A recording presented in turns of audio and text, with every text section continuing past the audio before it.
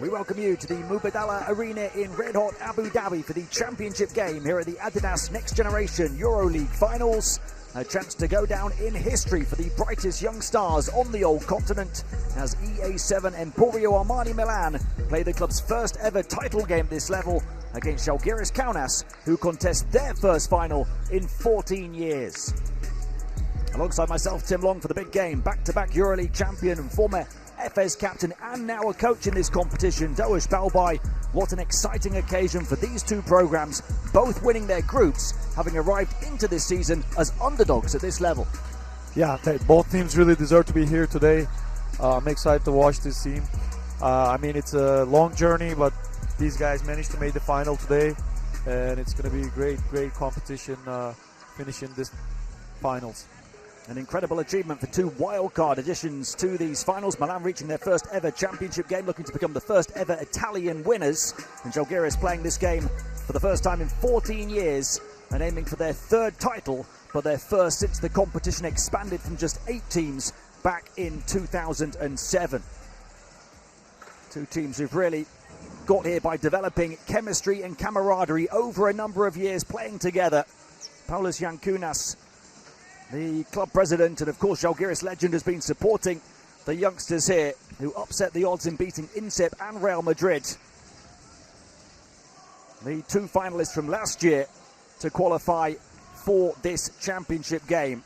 We'll take a closer look at some guards in a moment, but a huge job for Stombergas and Dalbaris against Milan's 2'20" centre Luigi Swigo today. Well, yeah, two great big men with a lot of talent.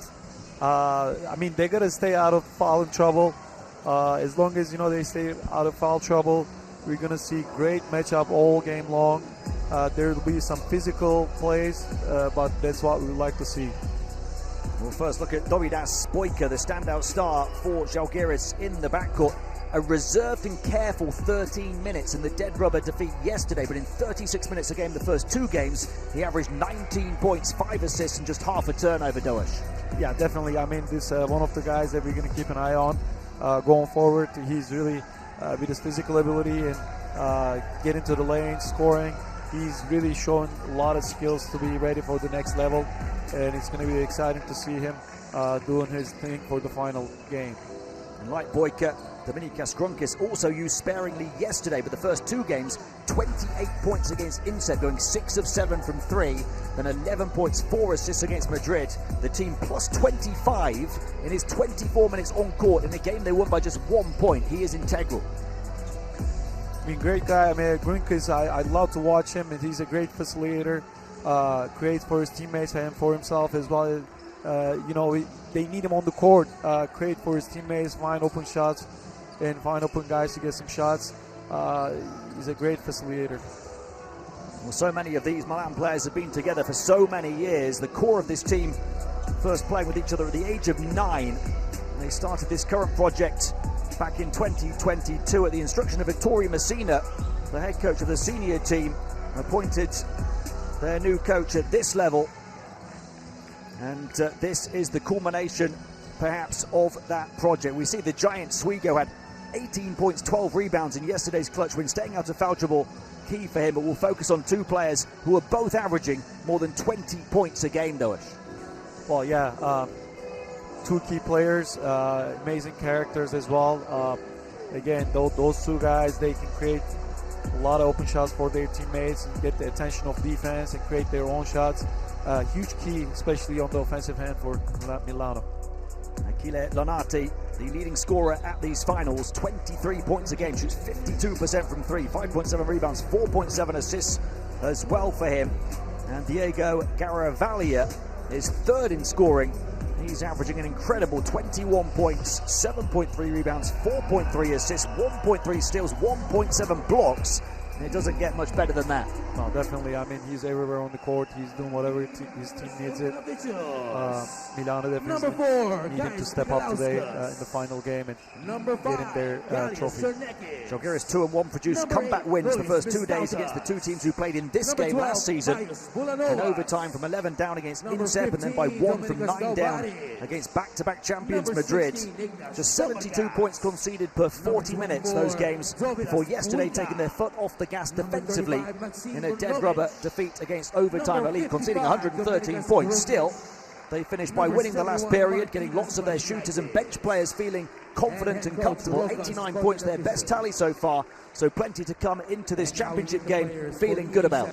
Well, definitely losing yesterday hurt them a little bit, but again, they were thinking about this final.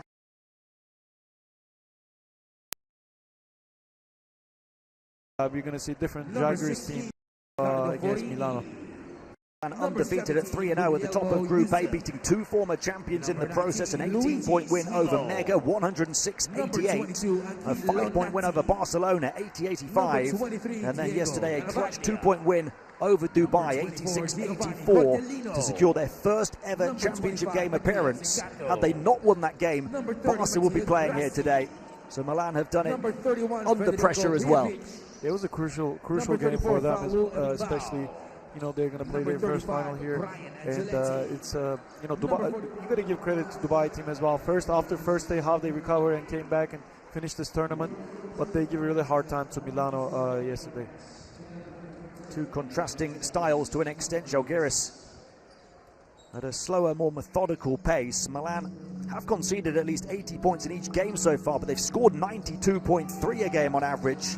They've shot the ball impressively, 24 assists a game, with only 11.3 turnovers. Their opponents scoring points, but that's largely down to the pace of play. Milan's defense has held teams to only 44% from 2 and 27% from 3. That's the challenge for coach Rokas Kondratavicius and his Zalgiris team today. They're excellent shooters, 40% from 3 as a team in the group stage. Well, yeah, definitely Zalgiris has an advantage of shooting the ball from behind the arc. But again, Milano has great defensive players. You know, they have long arms, they reach for the ball, they try to steal the ball. So, you know, they definitely going to run him into the lane and try to use the presence of big guys to go underneath. So it's going to be tough for Zalgiris to find those open shots. Rokas Kondratavicius is doing a great job. His first year as the head coach after 4 years as an assistant at this level.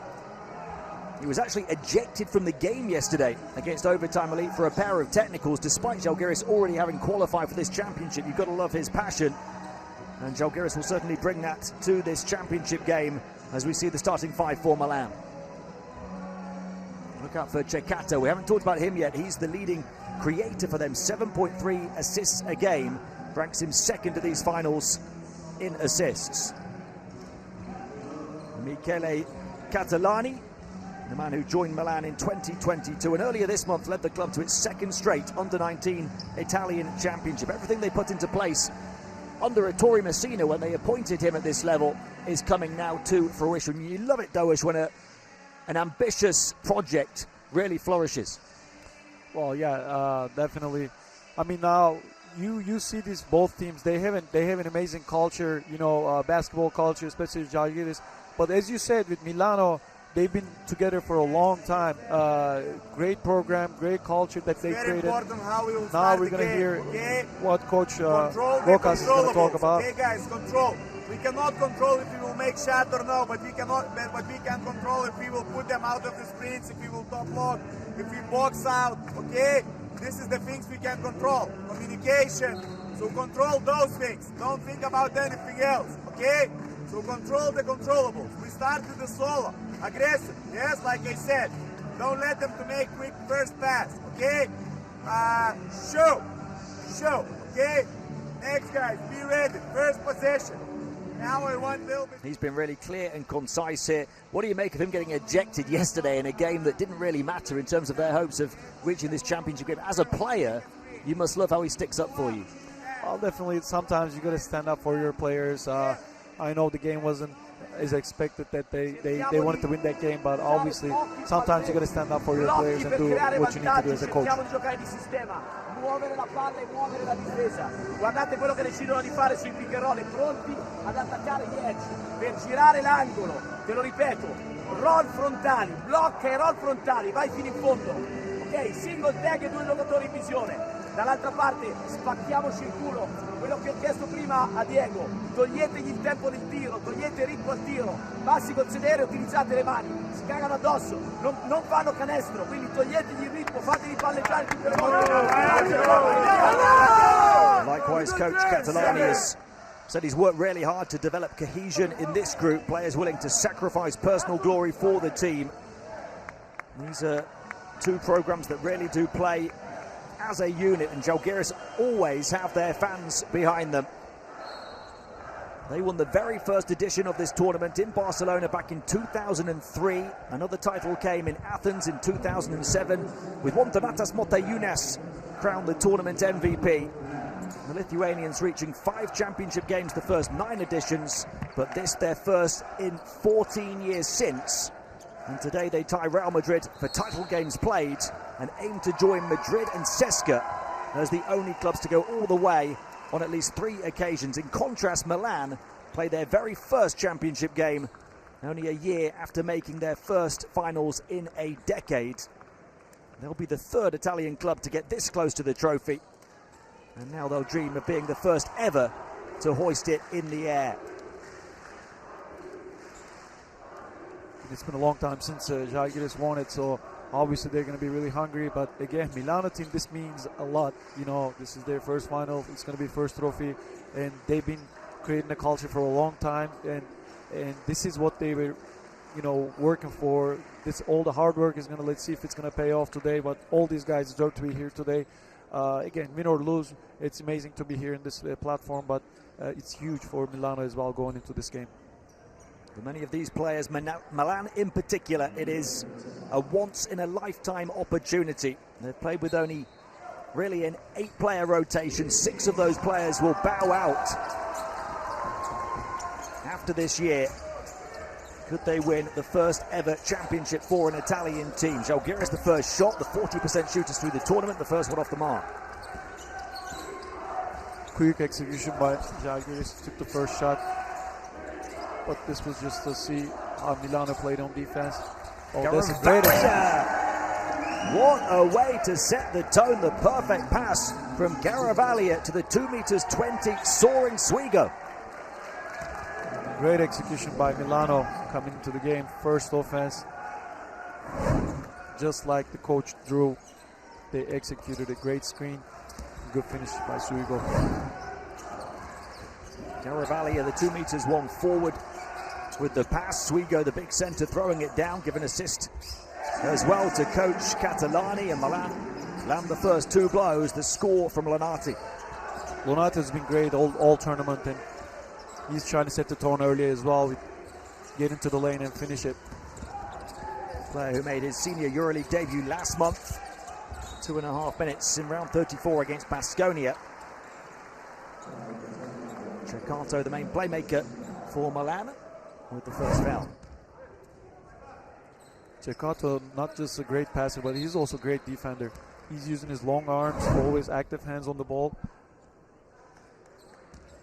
1.3 steals a game at these finals. And 7.3 assists, coming with only 1.7 turnovers. 3-point shot again for Zalgiris. That one good for Mikalauskas to get them up and running. And he pitches it back as well, Kaunas Mikalauskas. Zalgiris showing that trademark hustle.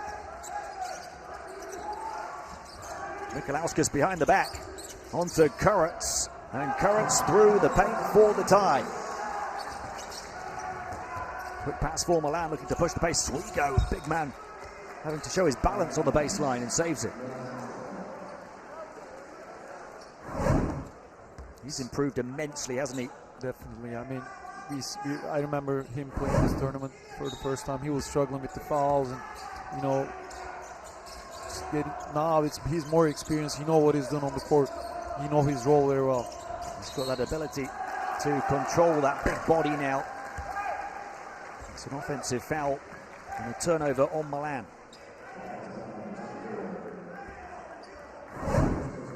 Foul on Cortellino.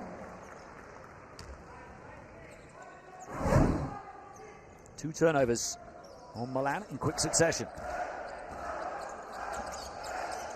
So a chance for Zalgiris to take their first lead. Everything going through Mikalauskas, who's free for the 3 again, short this time. Zalgiris, the top offensive rebounding team in qualifying ahead of these finals. Of the clubs to make it here, and they grab a big one. Not shy to shoot early on, and the and one for Kaunas Mikalauskas, who's taking over the first 2 minutes. Ceccato just picked up his second. That's a huge blow for Milano right now.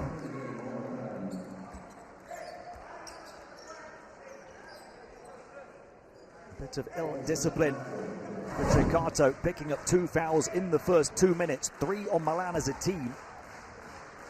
Ceccato, we talked about him being the second best playmaker at these finals, 7.3 assists a game. A huge part of the Milan offense, a team that moved the ball for 24 assists on average.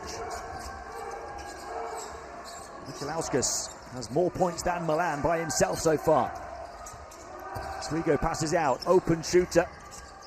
And that is sweet string music to the ears of Milan fans. Way to be ready for Omar Karim. He just came off the bench, first shot, he was ready to go. So it's important for this age group to be ready, coming off the bench, and they contribute right away.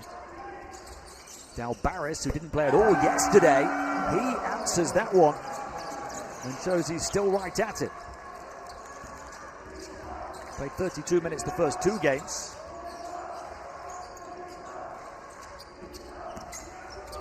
And down the left, gliding to the goal goes Lonati. 4 points for Lonati already. Especially now, Ceccato being out on the bench, I expect Lonati to step up a little bit more. He's that man again. All tournament, but we'll see him taking more responsibility. Nikolauskas misses. He's got half of Zalgiris' points. Volley ball from Luigi Swigo. Great job keeping his balance for a big fella. 4 for him, Milan by 1. Boyka. Stop and pop at the foul line is too long for Bulanovas. Bulanovas had a great game yesterday. 17 points after struggling the first 2 games. Swigo, when Glass couldn't convert, rebound grabbed by Zalgiris.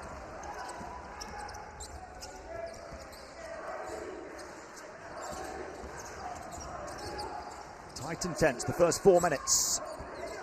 Ilya Kurets moving it on. He's trying to emulate his brother Rodions, who won this competition in 2016 with Barcelona. Big to big passes, bounce pass is always tough to, receive for a big guy. So it was just a sloppy play. 2 turnovers on both teams. Zalgiris have been one of the best teams at protecting the ball. It's a key part of their offense. They dropped their intensity yesterday in the dead rubber defeat against OTE, but before that, just 11 turnovers a game.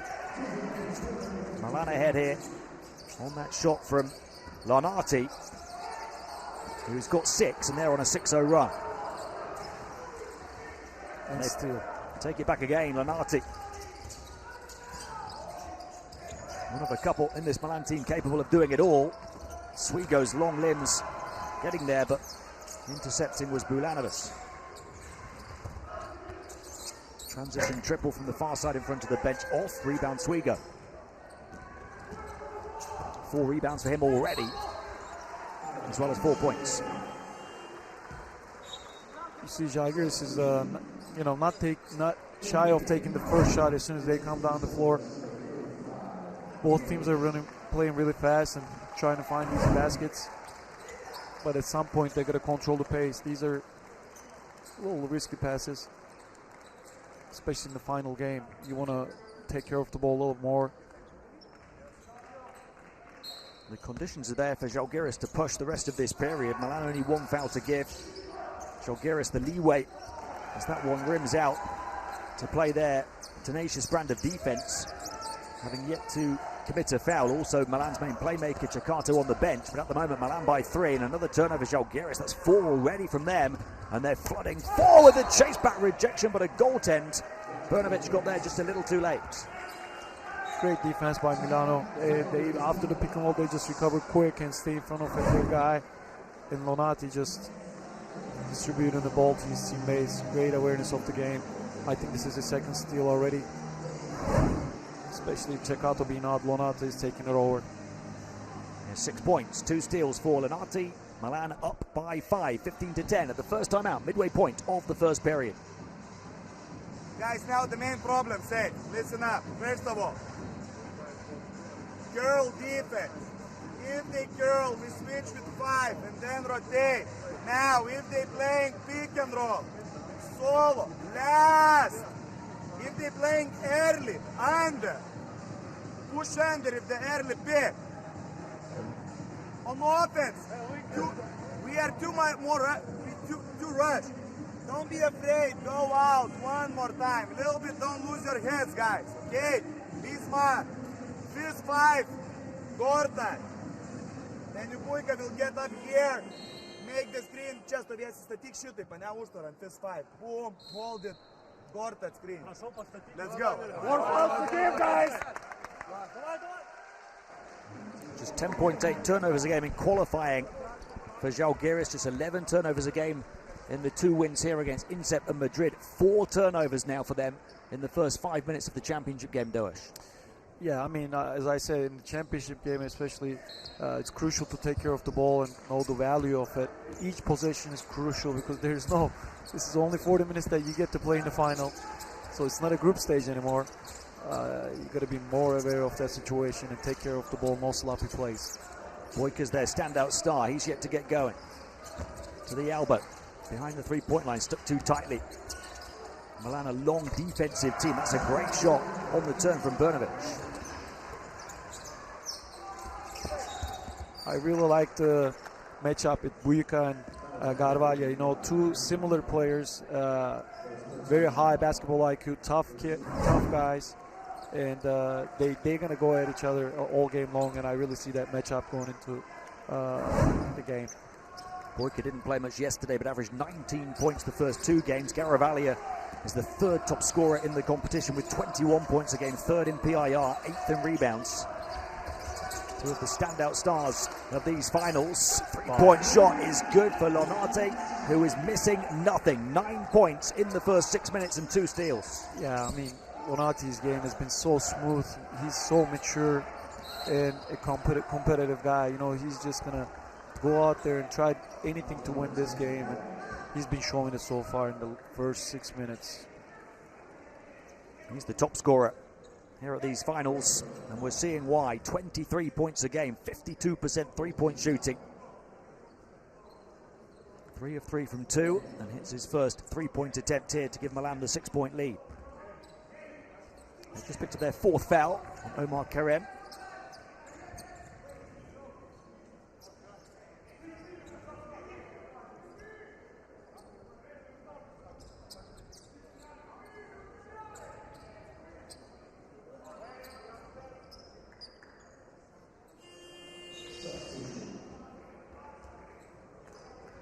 He's going to go out. Zalgiris will be happy to see the back of him for now.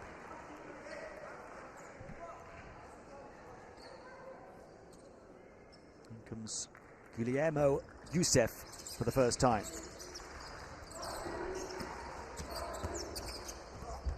On the left, the miss for Stombergas. Great defense by Suigo. He just kept his hands up. Zalgiris will upgrade to a 3 though.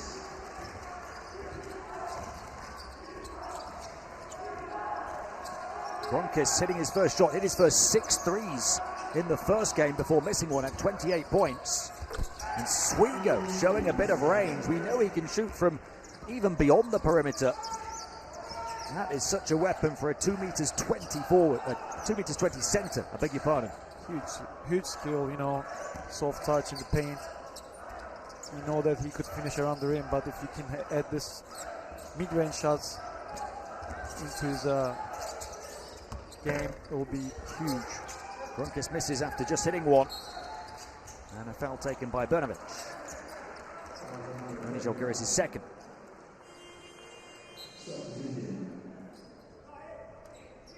So much positivity for Milan on the offensive end. 8 assists in the first 7 minutes. 7 of 8 from 2, 2 of 3 from 3. Yet it's only a 2-possession game.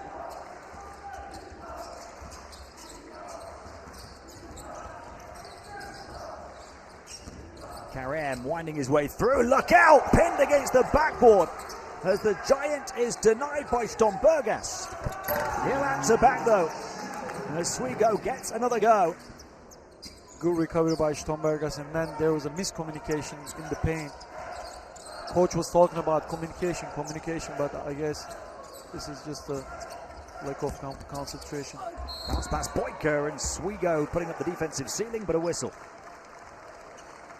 We emphasize a lot, especially on defense, how important communication is. Just one mistake, costs you a dunk. Foul is on Youssef here. 7 is now the largest lead for Milan.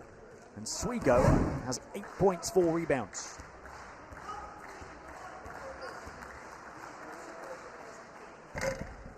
And no fouls. Crucially, that's how I'm most impressed by him so far, because he's been struggling first couple of games. But he's doing a great job just keeping his hands up and going straight up, because he's already 220. He doesn't need to reach for the ball, do anything else. He's doing a great job so far. Yeah, that's been the only thing that can stop Luigi Swigo at these finals, the foul trouble, averaging 4.3 fouls a game. Fouled out in the first game. Garavaglia, long range 2, pinpoint precision from him. 4 points, 3 assists for Garavaglia. Milan by 7 again. Bulanovic to Gronkis. Gronkis penetrates the paint, puts it up on the move and puts it in, and he's in the mood. 5 points since coming in off the bench.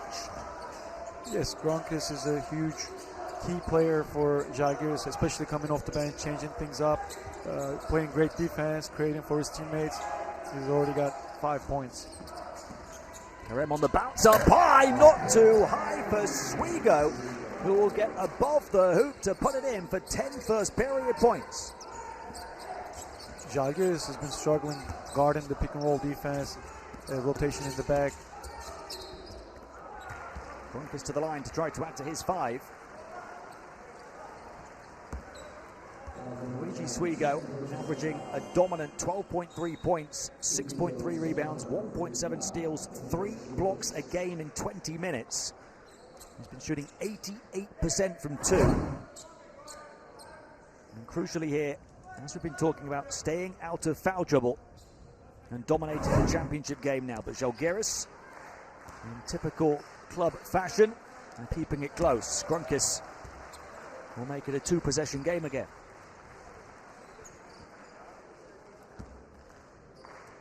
Coach Rokas mentioned in the timeout that, any pick and roll which is far away from the basket, they're going to go under.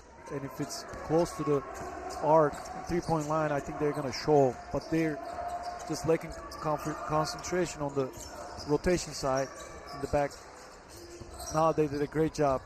Swigo with a bit of a soft touch pass, trapped on the baseline, though he wants it back in the post up against Bulanovic. Gets it now, and a foul straight away. Zalgiris, crucially, had that foul and 1 more to give. Yes, but again, we mentioned about the awareness of the shot clock. There was only 3 seconds left, and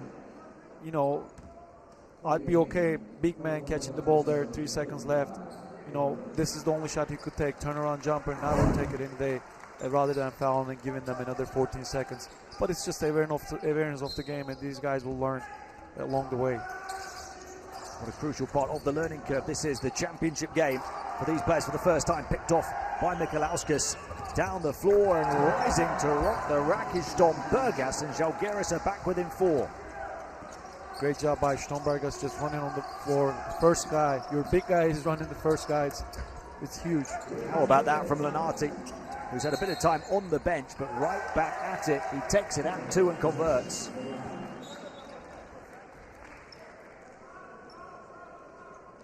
Lenarti with 11 points in the first period. Swigo with 10.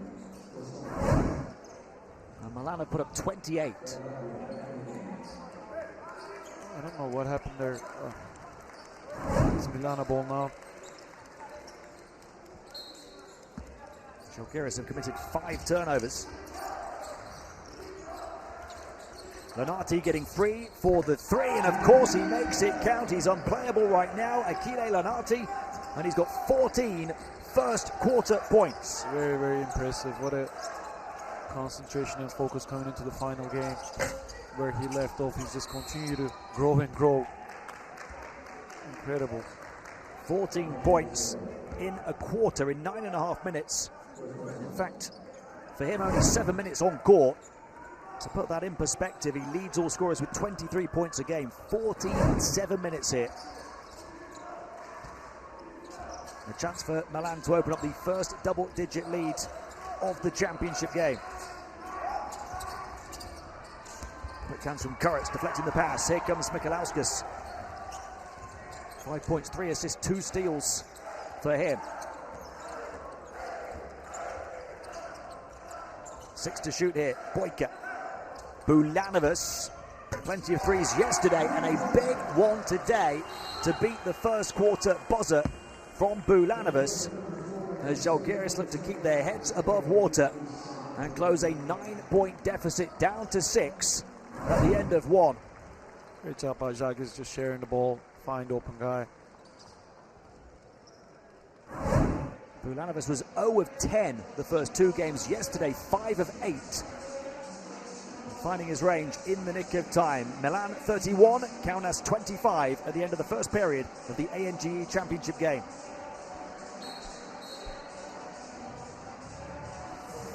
We've talked about Milan's excellence on offense through the course of this tournament. Zalgiris, usually such a stubborn and intense defensive team, so this is a game that's being played at Milan's pace right now, but Zalgiris are doing their very best to keep up. It's all about execution right now. I think Milan has been doing a great job offensively, just taking their time and executing their plays. But again, Zalgiris is not going to give up. If you ignore the defeat yesterday that didn't particularly matter for them against Overtime Elite, the first game they held in set to only 75 points through 4 quarters of play, Zalgiris. The next game they held the record and reigning champions Milan to only 69 points in the game. Defense is crucial for them, but here Milan have 31 points after 1 period and 2 scorers in double figures already.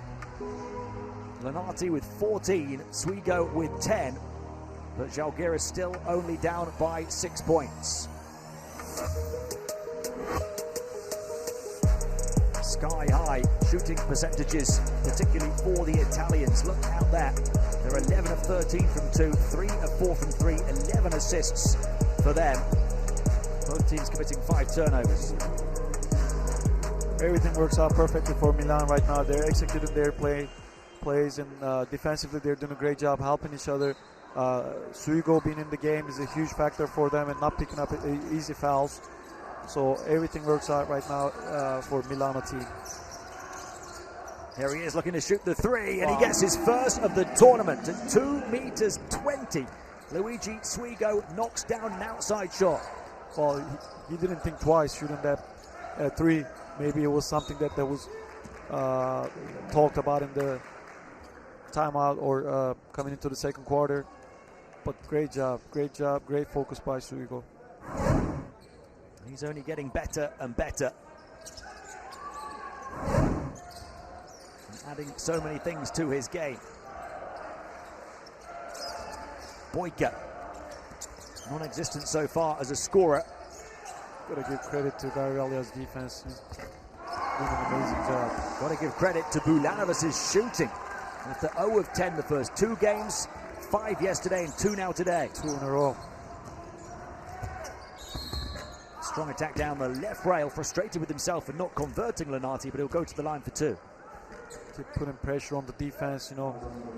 He's a great threat outside of the behind the arc, but also it's easy for him to get in the lane and finish it around the rim. He just picked up the foul. Go through free throw line. Just he's an all-around player. I think incredible teammate as well. Lenarti and Swigo in a battle to be the top scorers for Milan here. Both lighting it up in the first half.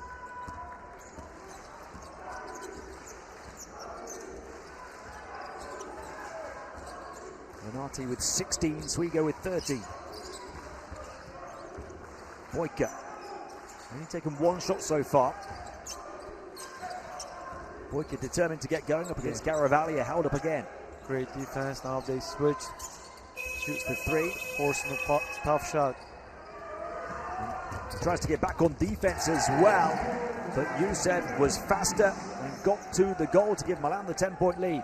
Good finish by Youssef, but you gotta give credit to Sugo. Outlet pass. As soon as he grabbed the rebound, he just looked ahead and give an easy pass. Another great defensive play by Milano. Youssef checking the rear view mirror, all pumped up, punches it home in the paint, and Milan are running riot here in the championship game, up by 12.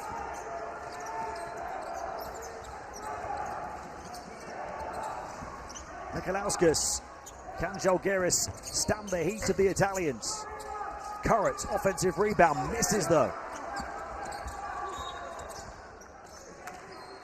Zalgiris have to remain composed here and stick to doing what they do. Well, this is their character though. They will never give up. We've seen it, we've witnessed that they came back from 15-20 point deficit, so they can easily do it. It's not a big deal for them. They're just gonna keep working the game for 40 minutes. Zalgiris came from 20 down to beat Asvel in qualifying. They came from 11 down to beat Inset in game 1 here, from 9 down to beat Madrid. Looking to show that Kaunas character again. Nikolauskas, fouled, will go to the line to try to add to his 5 points. Coach Kondratovic and his team do not know when to quit. There's a long, long way to go in this one. Ceccato is coming back with 2 fouls. And that's really impressive that Milan are in this position with Ceccato, their leading playmaker, having only played 2 minutes. We talk about him being their creator-in-chief. Yet without him, 31 points in the first period, 40 already in the game, and 13 assists for the team. Again, Youssef and Omar Karim, they've done a great job coming off the bench and contributing on both ends of the floor, despite of Ceccato being on the bench. Now we'll see if Ceccato can contribute a little with 2 fouls, not picking up his 3rd before going to the halftime. Denial from Currents. Zalgiris sticking deep to find their defense. Gronkis forced away by the huge frame of Swigo. Wants to retreat and attack deep from beyond the perimeter. He can certainly do that. Gronkis now battling his way towards the basket, puts it in. Tough bucket up against Ceccato, who came back in, didn't want to commit that 3rd foul. Yeah, it's a smart move by Gronkis. Just go at him because he's got already the 2 fouls. He's going to be a little softer. Double team on Swigo, baseline sneaker on it, and a turnover on Milan.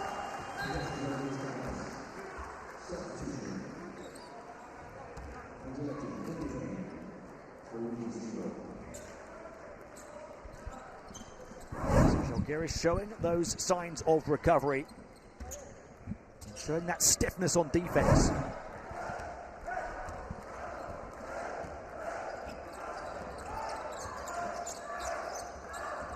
Gronkis drops it off Currents, and he is fouled. So Currents to the line. It's a key part of Zalgiris' offense. Made more free throws than any other team in qualifying, and they'll take their 8th and 9th here. They play with 2 guards now, and they rely on pick and roll offenses so much that works, and at least gets them to the free throw line for easy baskets. I think they're going to take it. Zalgiris is going to take advantage of having 2 guards, 2 high IQ basketball players on the court right now. They've got to make them. Current splits the pair. They're 6 of 8. Down by 8, having trailed by 12.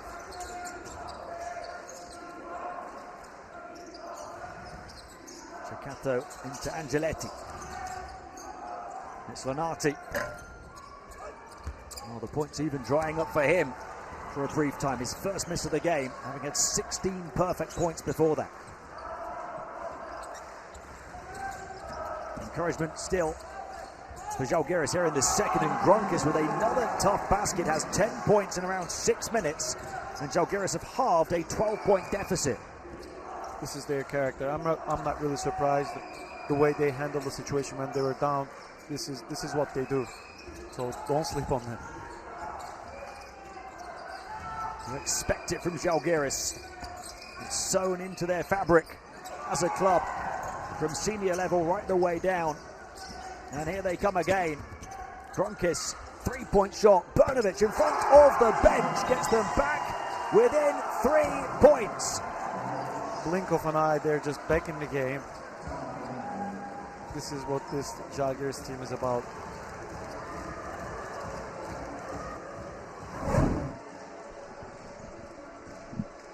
Kronkis dropping it off, having done all of the scoring before that. And Brnovic puts it in from deep, forcing the timeout on coach Catalani and Milan. A 4-point margin, Milan 40, Zalgiris 36, with around 6 minutes to play in the first half of the ANGE Championship game.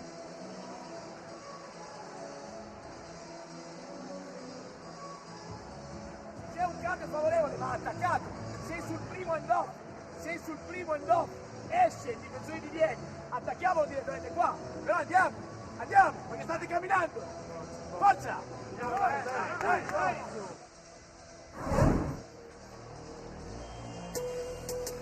A closer look at Achille Lanati, who has taken charge of this first half and only just had his first miss, having put up 16 points, a couple of steals as well, 4 of 4 from 2 and 2 of 2 on the outside before that miss just a few seconds ago.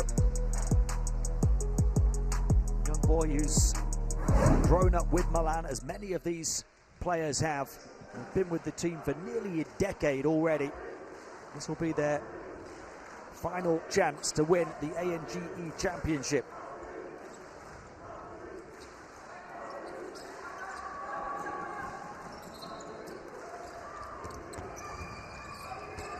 They brought their very best, but so too have Zalgiris. From 12 down to within 4. Oh! Well, Kronkis has been a nightmare for Ceccato, you know. He's pressuring the ball, attacking him on him. Oh, on the other side of the court. This is a great steal. I don't know where to foul it. Kronkis is doing a great job. Second foul on Kronkis.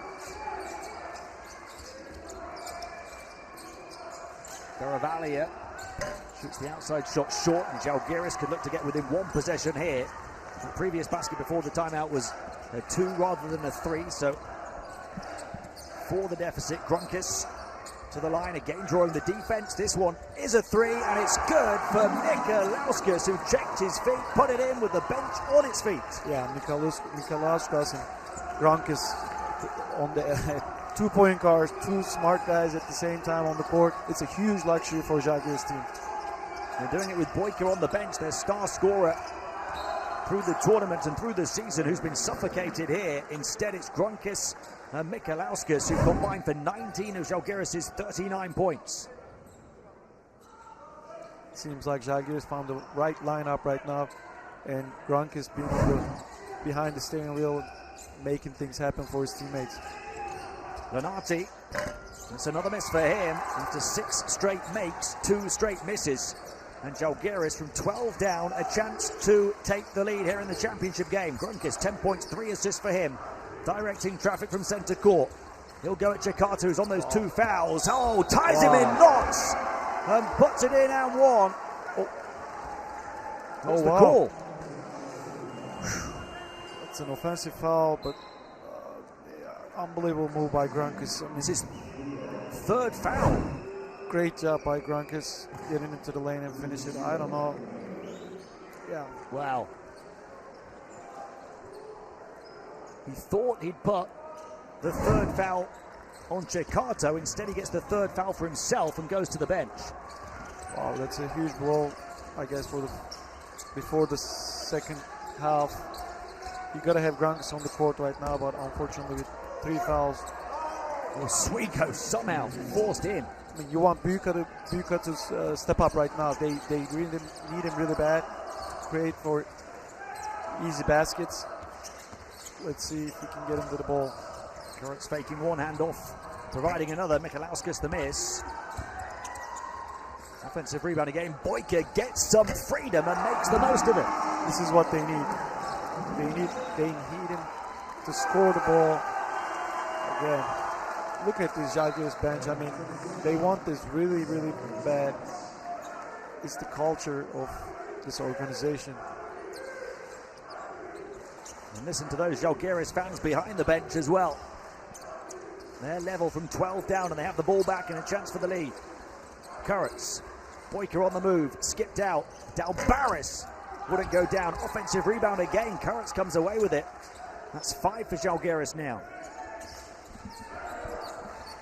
Boyka coming back in off the bench, looking to pick up where Grunkis left off, kicks it out. 3-point shot, Bulanovas, short. Offensive rebound number 6 and a fresh 14. They've got Milan rattled right now. Boyka backing in, up against Lenati. Shoots the fade away. Swigo just about did enough.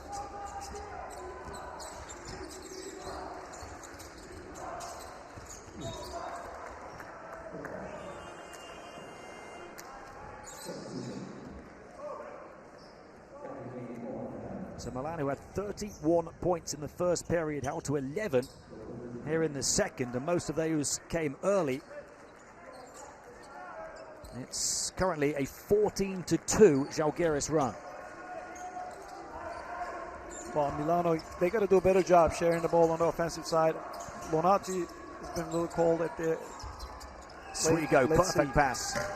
This is his third shot that he missed after making his 6 in the beginning, but they need him to shoot the ball. I mean, these are all great shots. It's just not falling in. Mikalauskas, Boyka, Kurtz travels.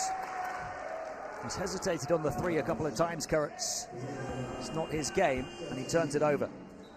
But you see Boyka just encouraging his teammate to shoot the ball when he's open. It's great, you know, having the support of your teammate to tell you to shoot the ball when you're open rather than turning the ball over. It's a great leadership by Boyka. 42-42, approaching the final 2.5 minutes. This is a long 2 if it goes, and it does for the lead again for Milan from Ceccato. That's his first shot. Limited by foul trouble early on. Milan get back in business, their first score in a while.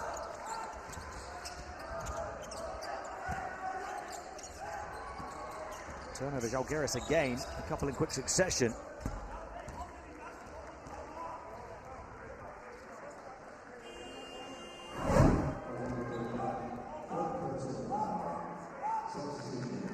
Made a huge push with Grunkis on the floor to close that 12-point gap. He picked up his 3rd foul. He did get level with Boyka. They've just taken their foot off the gas now.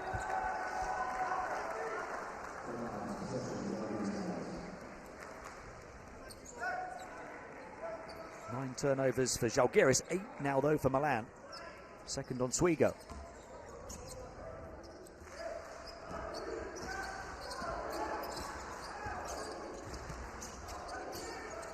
Boyka, far side, Mikalauskas, another in front of the bench for the lead. Same exact play. From 12 down, the comeback kings of Kaunas at it again.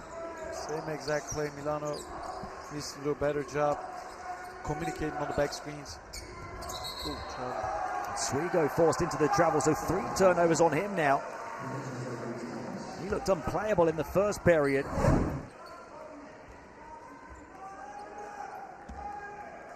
He's just got to take his time. You know, he's too big down there. Just take your time when you have the ball.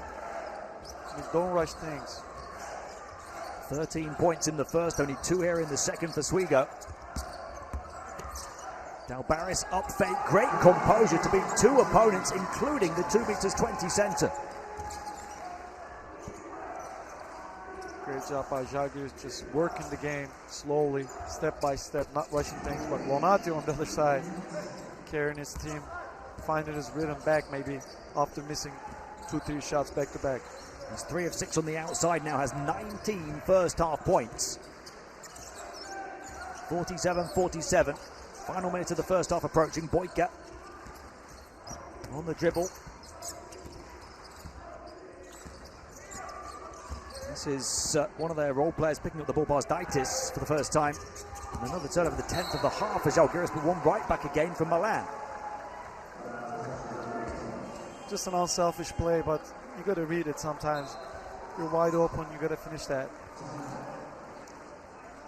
Fourth turnover on Garavaglia, who's the leading creator in the game with 6 assists to forward, with Chicato having struggled with fouls. Look at that move, that composure in a championship game from the 17-year-old Zalgiris.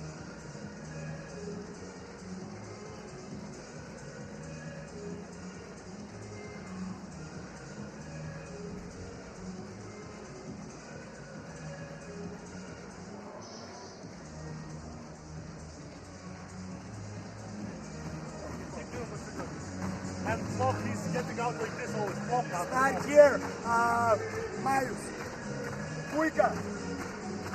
Go from his dagger, yes, and at that moment, screen for Nova player. Finish. Okay? And don't forget dagger on the other side. Okay, guys, listen up. And who is making the back screen? Miles. Ilya, one more screen to Miles. Here, okay? We're gonna restart. Let's take a closer look at the contribution of Dominykas Kronkis. 8 minutes on court, 10 points on 4 of 5 shooting, including a 3 assists as well. He was the key for the Zalgiris Kaunas comeback. In that time, they're +6 with him on the floor, but he's on 3 fouls on the bench. 10 points, 3 assists, incredible awareness of the game. Keep attacking and create for his teammates, playing defense. He's done everything for the Zalgiris team to cut the deficit and back in the game. Michalauskas has been excellent as well. 12 points, 3 assists, 2 steals for him. He's handling the ball with Boyka off ball, and another turnover for Zalgiris. More than their average through this tournament until yesterday in the first half here against Milan, who retake the lead. 11 turnovers for both teams in the first half. That's not really, for the final game, it's a little bit too much. Got to take care of the ball a little bit more. These unforced turnovers might cost you the game at the end, so. Post up here, final 3 seconds of the shot clock. Delightfully done again from Zalgiris. Once more showing that composure on the edge of the paint to find currents for the simple score. It's Lenati up high, Swigo for the lead in emphatic fashion. Great as he pass. beats the buzzer with a big one. Great pass by Lenati. Good finish by big fella Swigo. Fireworks at the finish of the first half of this championship game here at the Adidas Next Generation EuroLeague Finals. And Milan, by that Swigo dunk, have the edge at the half. 17 points for him, missing just a couple of shots. 19 points for Lenati for Milan, but Zalgiris are right there, only down by 2, behind the 22 combined of Michalauskas and Kronkis.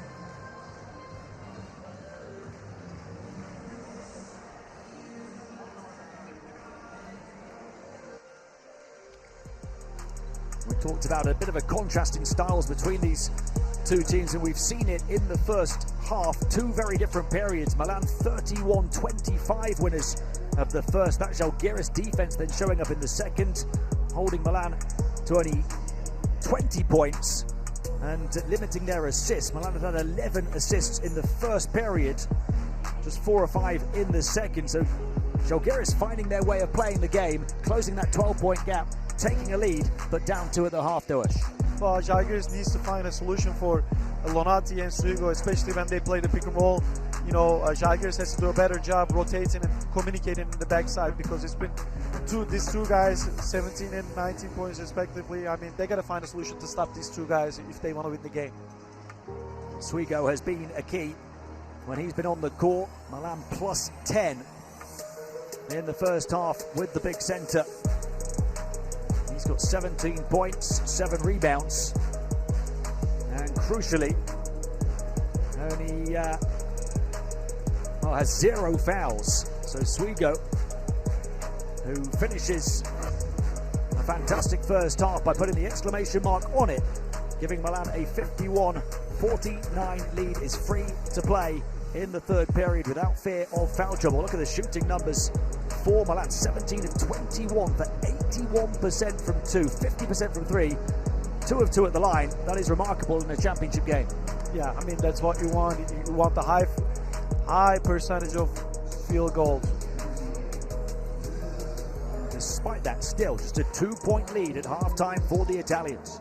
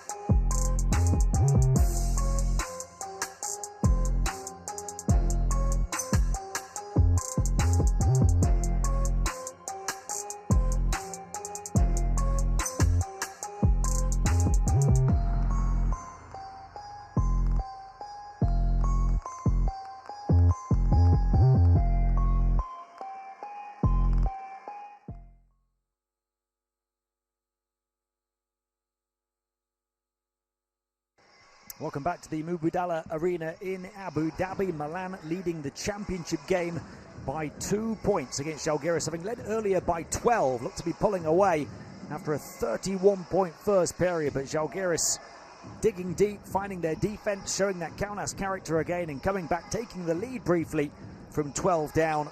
But Grunkis crucially picking up a third foul. He was the key, going to the bench. And Milan edging themselves back ahead since then on a big buzzer-beating dunk from Luigi Swigo, who's got 17 points on 8 of 10 shooting, including a 3, 7 rebounds as well, and crucially 0 fouls to keep him in the game. But he's still not the top scorer. Achille Lanati, 19 points for Milan, 4 of 4 from 2, 3 of 6 from 3 in 17 and a half minutes. A couple of steals as well. Those two players combining for 36 of Milan's 51 in the first half, but they only lead Zalgiris by 2. 51-49. The Lithuanians led by the 12 points of Mikalauskas. Also have Grunkis in double figures with 10 points. For their season top scorer Boyka, limited to only 3 so far. An 81-50-100 shooting split for Milan. Crucially though, 11 of those 16 assists came in the first period, only 5 in the second, as Zalgiris started to slow down that red-hot Milan offense. Doish Balbai alongside me, Tim Long here for the championship game. Doish, what do you expect to see as we take a look at the line on the two top scorers for their respective teams? What do you expect to see in the third quarter? Well, I expect Zalgiris to come out and play a little tougher on the defensive side, especially doing a better job communicating and covering the pick and roll much better, because Lonati has been the guy, as you see here, 19 points and 2 assists and 2 steals. He's been everywhere on the court. So especially for Lonati, they gotta find a solution to contain him somehow. Maybe get double team him or do a blitz to get rid of the ball. Achille Lanati, the top scorer at these finals, averaging 23 points, has 19 in the half. Hit his first 6 shots before missing one. He's since got back in business after 3 straight misses by knocking down his third 3 of the game. And he continues to bring it here at the ANGE finals and threatening his very best game here in the championship game. He had 28 points in the huge win over Barcelona on Friday. That's his career high. He's got 19 already here at the half.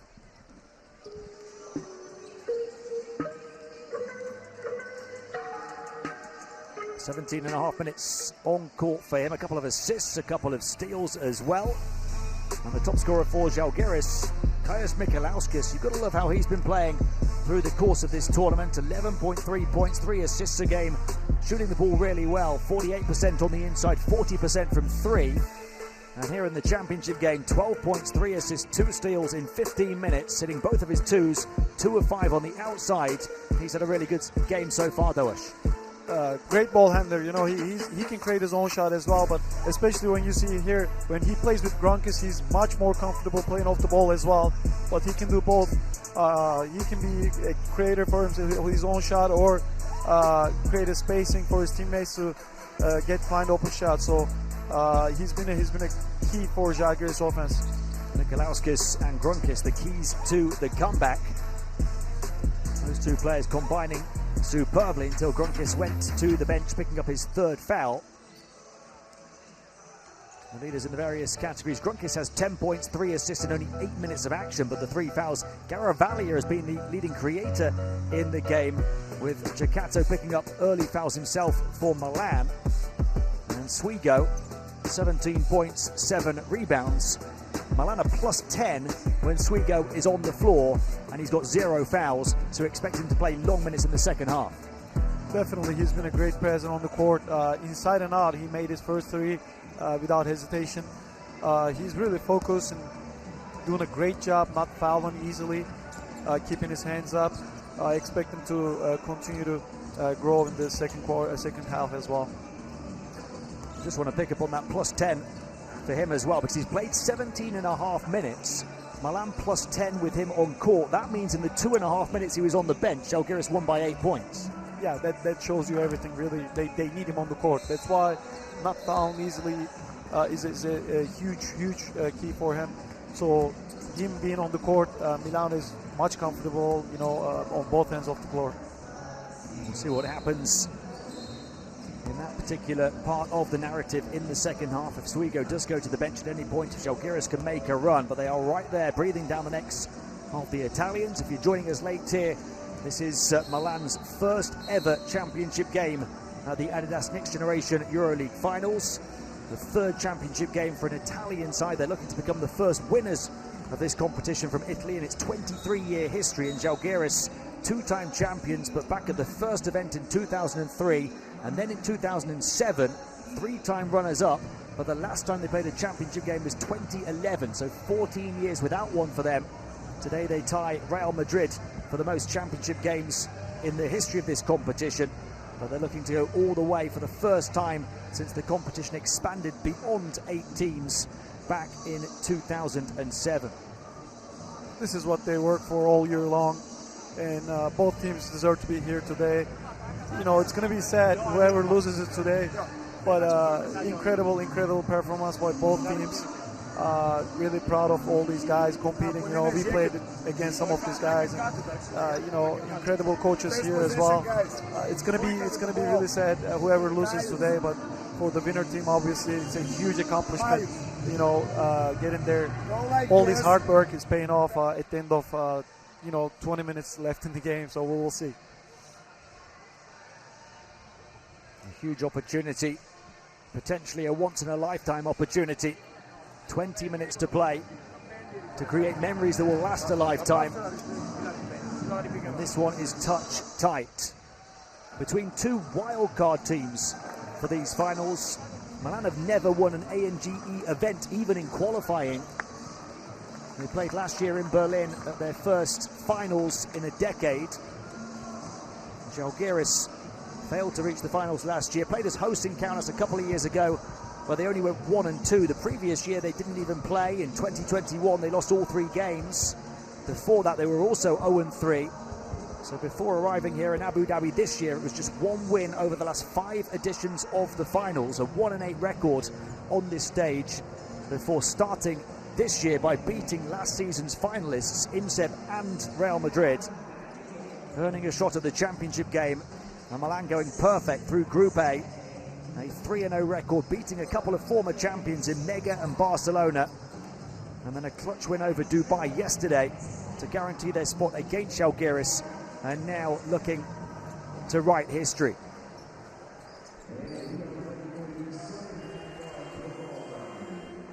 I really expect Buyuka to step up his game in the second half, really create for his teammates and create for his own shot. They really need him to be more involved. Buyuka, the number 24, gets it backdoor cut, good off-ball movement, gets to the line for 2, right on cue. First offense for Buyuka, and gets the foul. Will be at the free throw line. It's a good execution by Zalgiris team. 9 free throws for his team in the first half, 2 more to come right at the start of the second here. Buyuka, 19 points a game in those 2 wins, but only 3 points here on 1 of 4 shooting, despite playing 16.5 minutes. Credit the Milan defense.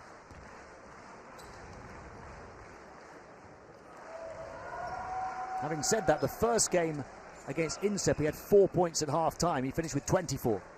Yes, players like him, you know, once they get in the rhythm, it's going to be tough to stop him, because he's got the ability to score from anywhere on the court.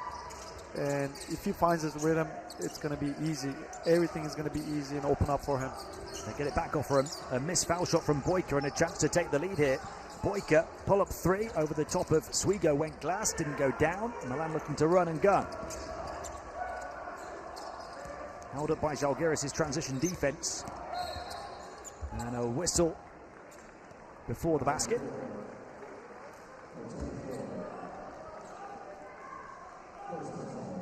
In terms of foul trouble, nobody for Milan on more than 2 fouls. So we see Omar Karim here. He's doing a great job, you know, because Chakato is on the bench right now, and replacing him is not easy, but Omar Karim is doing a great job, doing all the little details, playing defense. And on the offensive side, just creating trouble for Zalgiris defense, as you see here. Swigo's pass underside of the backboard, turnover.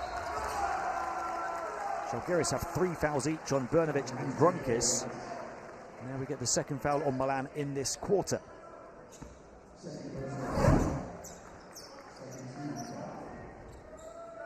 Great help, great help. Zalgiris has had a really solid performance so far over his 13 minutes. Kurtz. Boyka. Can he take over a second half again in a big game? Zalgiris, the handoff. Bulanovic puts it up. Hotly contested by Lenarti. Zalgiris grab it again. 7 offensive rebounds for them. Mikalauskas' footwork from the elbow, tying the giant in knots and floating it in. How about the moves from Kaius Mikalauskas? What a move, what a move. Playing against 220 guy. Just get him off the feet and take advantage of it. It was smart play by Mikalauskas. He's got 14 points now to lead Zalgiris, as well as a team-high 4 assists and a couple of steals. Already looking like his best game of these finals, the number 4. He's 3 of 3 from 2, 2 of 5 on the perimeter. Zalgiris by 1. Second foul on Kurtz, picked off here by Bulanovic, but they lost it. Lenarti and Swiga and Lenarti. Touch pass from the big man, but they couldn't convert. And Bulanovic misses the target that time. Quick shot again. As soon as first pass, they decide to shoot the ball. I mean, this is their game. They make some, they miss some, but they gotta get stops on the defensive end right now. It's a great pass by, great awareness of Swigo. Now Barris with a block. He's got a couple of offensive rebounds as well and 5 points. Lenarti gets free, pulls the trigger, falls short, rebound reached by Kurtz.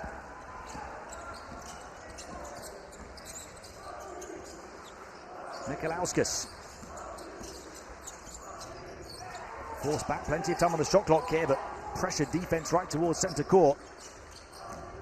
Bulanovic, he lost it, tries to recover it, scrapes and scratches down on the hardwood. As you'd expect in a championship game, and a jump ball is the call.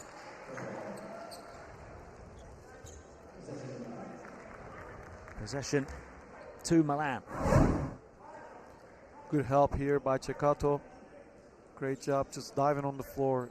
You see, I mean, all these guys fighting for the ball. It just shows us how bad they want this game. It's important for all guys on the court. Ceccato. Lenarti, the floater over the top. Grabs his own rebound, but he was on the baseline. And I think nobody else touched it before he grabbed it. His foot was on the line before. Yeah. Let's see. Yeah, he's on the baseline. Yeah, he was on the baseline. He didn't clear it before he touched the ball. Make sure both feet are inside of the lines before you touch the ball.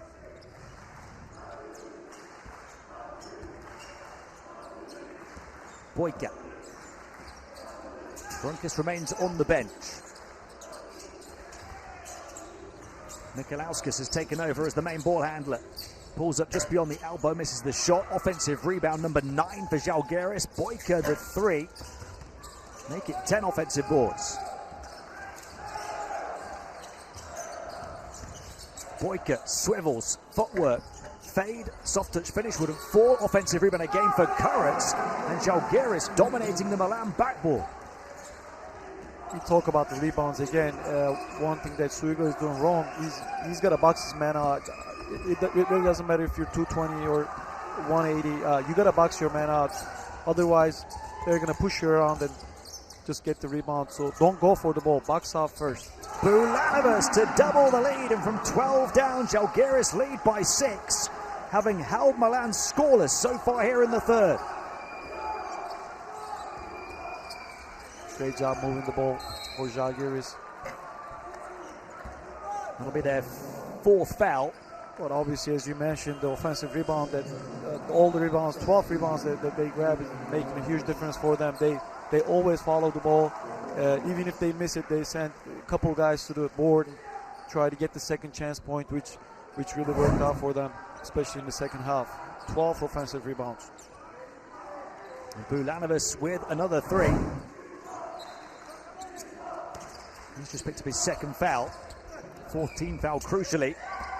After only 3.5 minutes of the period, but Zalgiris will still battle away and protect their own backboard.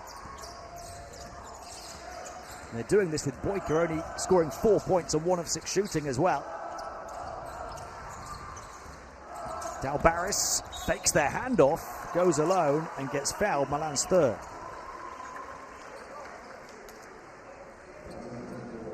He's 17 years of age, Dominicas Dalbaris.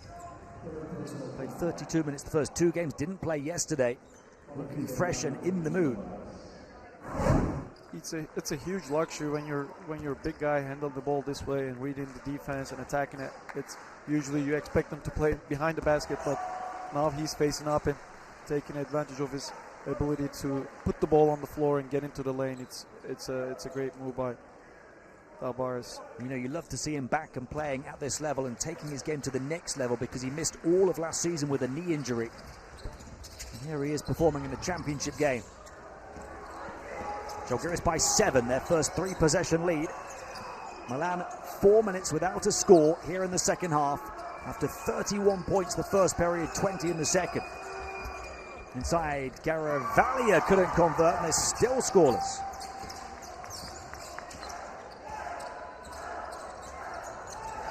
A 9-0 Zalgiris run. Can they stretch it to double figures here? Mikalauskas back out, 3-point shot is huge, doesn't go down though for Dalbaris.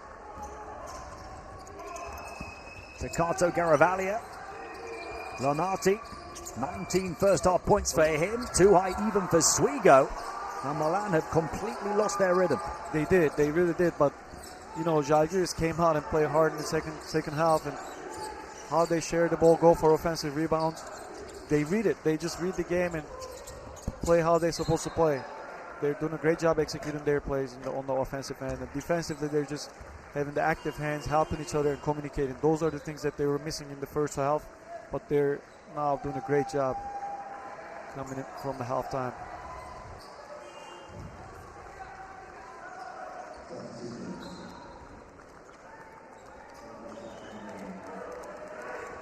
Great effort from coach Kondratavic's his team to increase the intensity the longer this game's going on. Grunkis will come back in for the first time in a long time, having been the game changer when Zalgiris were 12 down in the first half. Back in on 3 fouls. Yes, he's got 3 fouls.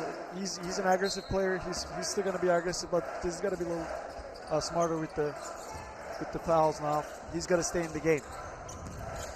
He still has 15 minutes. Boyka's still struggling. You love that Mikalauskas has done well in taking over that responsibility from Grunkis, but off the back of Boyka's turnover, Milan come forward and after 5 minutes of the second half get their first score. 21 now for Lonati. Grunkis, floater up high, helping hands from Kurtz. As soon as he came in, he attacked Chakato and create for his teammate for an easy lob. Grunkis' awareness is really impressive. Turnaround jumper from mid-range off for Swigo. And we talked about it at half-time. This is the first period of the game in which Zalgiris have been the better team when Swigo's on the floor. So they're figuring out that issue as well. Lonati with their first score, but Grunkis up to Kurtz to get Zalgiris back up by 7. It's an 11-2 third period in favour of the Lithuanians so far. Grunkis directing traffic from centre court. 10 points, 4 assists in just over 8 minutes of action for him now. Faces Swigo. Fearless down the baseline, push back beyond the perimeter, now has to shoot the long-range 3. It's a tough shot over a big man. I want to pick up on the three-point shooting volume of Zalgiris because they've taken as many threes as twos here. That's part of the Swigo effect. And crucially, though, that's one of Zalgiris' main weapons. Yes, as you see, they sometimes run in the lane, taking the first shots as three. This is their game, though. They make some, they miss some, but as long as they go for offensive rebounds, they recover from the misses as well. Currents! The burst down the baseline, and that lit the fuse to detonate the dunk. Zalgiris by 9 from 12 down. Another almighty swing for a club synonymous with upsetting the odds. Currents up to 11 points, 7 boards, 5 offensive boards, a couple of steals, and a block shot. Yeah, you can never relax on defense. Once you relax just a little bit, the Zalgiris team is gonna come get you. So you see here, it's just lack of concentration on defense. 1 second and they punish you right away. Se vogliamo mettere la palla vicino al ferro, deve essere perché abbiamo creato un vantaggio fisico. Se fate le cose a due all'ora, vi passate la palla e date tempo a loro di rientrare con i lunghi. Attacchiamo con giri contro il lungo loro, non ce ne facciamo di un cazzo. È chiaro o no? Zip 2. Cerchiamo di lavorare per aggredire questa uscita. Un canestro e una difesa. Andiamo. Abbiamo fatto 2 punti in 6 minuti, ragazzi. Abbiamo fatto 2 canestri. Adesso. 2, 3. Dai. What a turnaround. A flip of the script from a club looking to write a fairy tale. Here in Abu Dhabi, Zalgiris 13-2 up in the third quarter after conceding 51 first half points. 9 now the lead. We saw a really balanced game in the first half, but for teams, especially coming out of a halftime, beginning of third quarter is crucial. You know, you come out and ready to play, set the tone in the second half, and this is what Zalgiris did. And they're up by now, right now. Caravalia, far side, they get a wide open 3, and it's well short, grabs his own rebound, and will go to the line for a pair here. Youssef, who's got 4 points and a couple of steals so far in 9 minutes.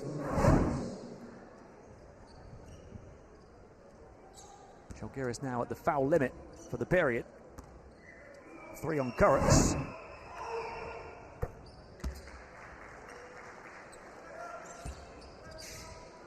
So he joins Brnovic and Gronkis on 3 fouls.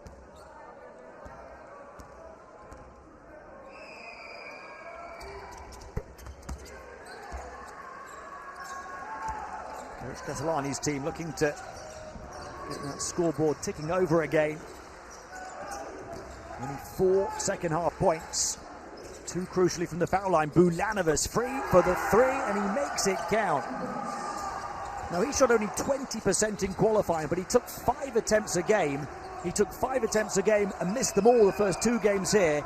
Then yesterday, he showed us why he's taking that many attempts, and he's at it again today. This is what shooters do. They never stop shooting the ball and believing in themselves. All the work he puts in, and it pays off right now in the most crucial time of the finals. You love that belief in his own shot. 5 of 8 yesterday, 4 of 6 today for Bulanovas. Not how you start, it's how you finish, right? Gronkis drawing a reach in. Zalgiris out the line, looking to go up by double figures. Bulanovas' 3 was Zalgiris' 9th of the game on 24 attempts.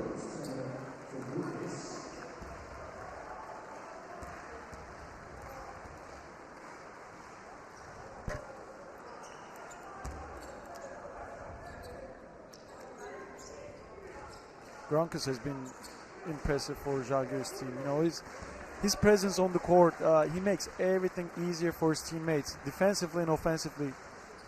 He's a great contributor on the offensive side, but defensively just helping his teammates, always pressure on the ball, you know, always ready coming off the bench. He's a great character. He goes 1 of 2, so the largest lead for Zalgiris remains 9. Wriggling free and putting it in was Caravalia. Garavaglia averaging 21 points, only 8 for him so far here, but he's been more of a playmaker. 6 assists, albeit with 4 turnovers. Bulanovas with the hot hand, misses. Kurritz, another offensive rebound. Garavaglia picks it up though and pushes the pace. We'll stop on the pot 3 in transition, doesn't drop. Karem with his third shot on the outside. And Kurritz, get out of here, says Garavaglia. Wiping out his opponent mid-air, leaving Kurritz in a heap beyond the baseline. And now they get the free shooter in the corner, but the shots are not dropping for Milan.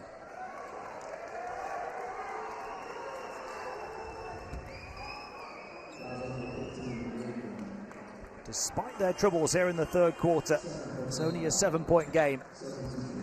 Good recovery by Garavaglia on the defensive end. It's a huge block. A chance to cut the deficit to 5 here, with Youssef at the line, a game where he's just made a pair. First block of the game for Milan, who really did use their athleticism aggressively on defense in the group stage. Averaged 5.7 blocks, 8.7 steals as well. They've got 9 steals here, so they're doing it in that regard. They're an athletic two-way team.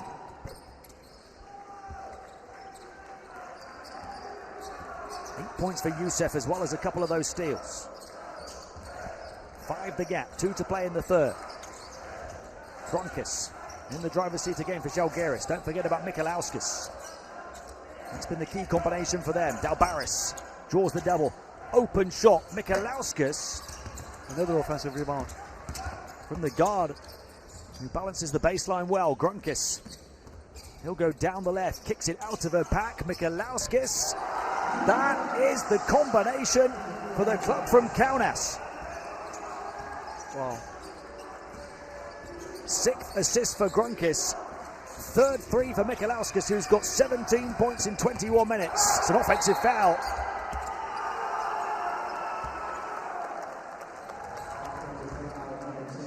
And the chance for Zalgiris to take a double-digit lead.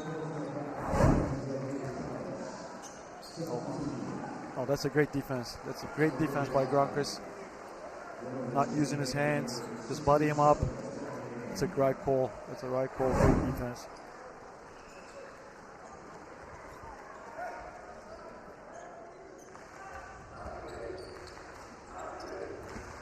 Out goes Karem. Mikalauskas. The ball going through multiple hands for Zalgiris. Really turning the screw on the Italians here. Held up Mikalauskas. 6 to shoot here. Parsdaitis off the Bulanovas from the foul line short. Milan really contesting that one well. Good job boxing out. So you go to the great job boxing out and keeping Strombergas away from the basket. And Youssef, the quick score. So Zalgiris missing a couple of opportunities to make it a 10-point lead. Instead, it's 6.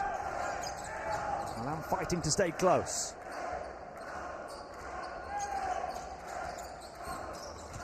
Mikalauskas.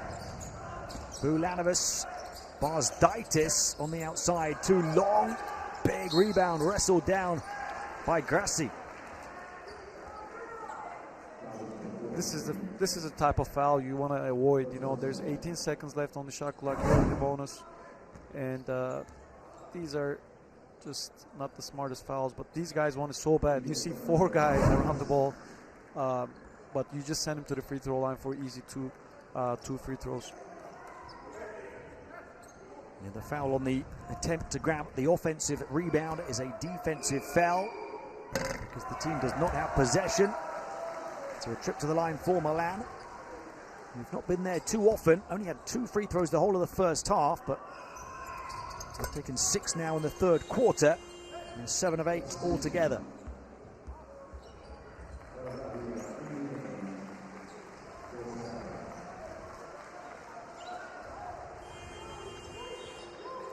Zalgiris with plenty of time to manufacture the final shot of the third period, up by 5 points.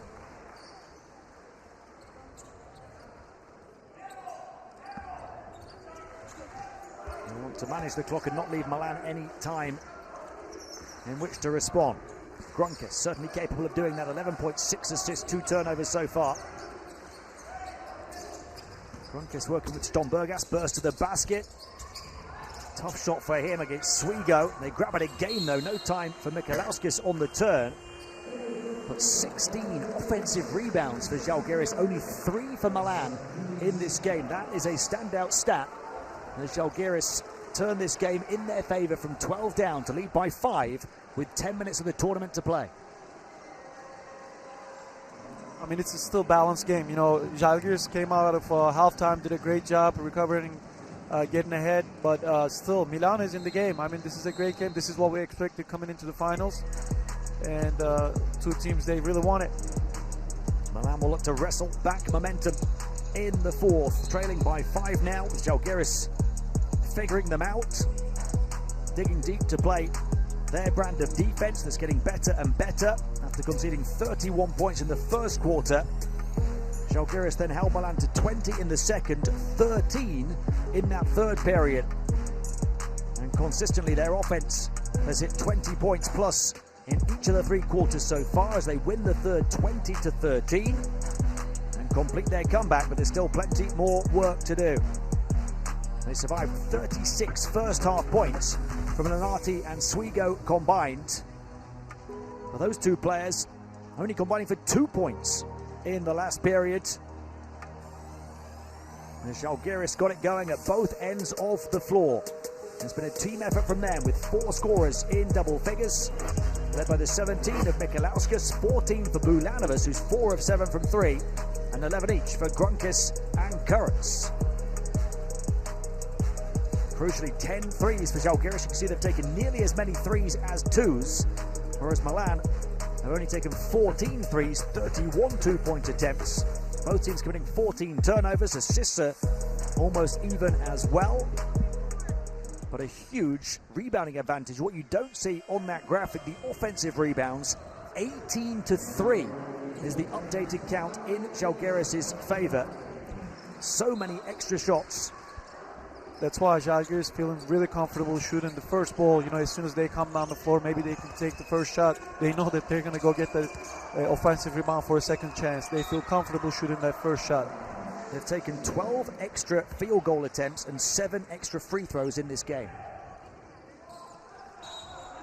That comes off the back of their hustle on the window.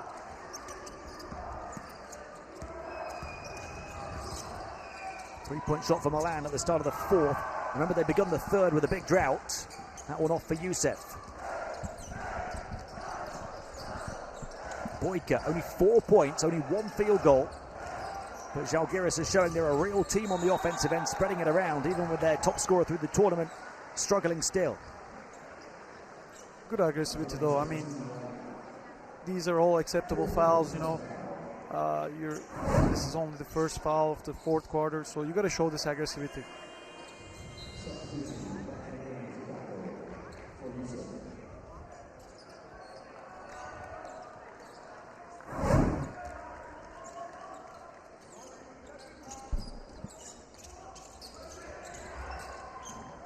Boyka could yet be the hero. Outside shot, Bulanovas says, I will take that honor. 5 of 8 from downtown for 17 points. Incredible, you know, he's been an X-factor for this game. Just showing up in the finals. The way he's shooting is really impressive so far. Great defense by Stombergas. Stombergas as if up off a trampoline in the paint, running the floor at the other end. Give Swigo credit for sticking to him.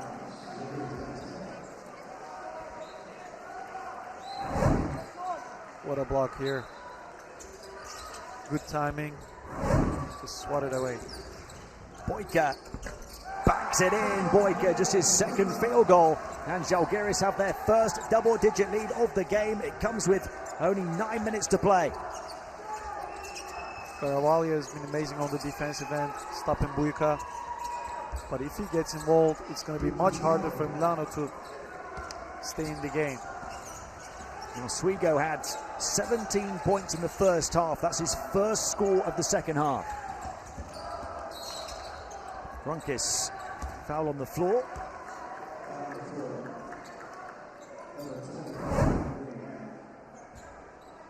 Ceccato just picked up his third.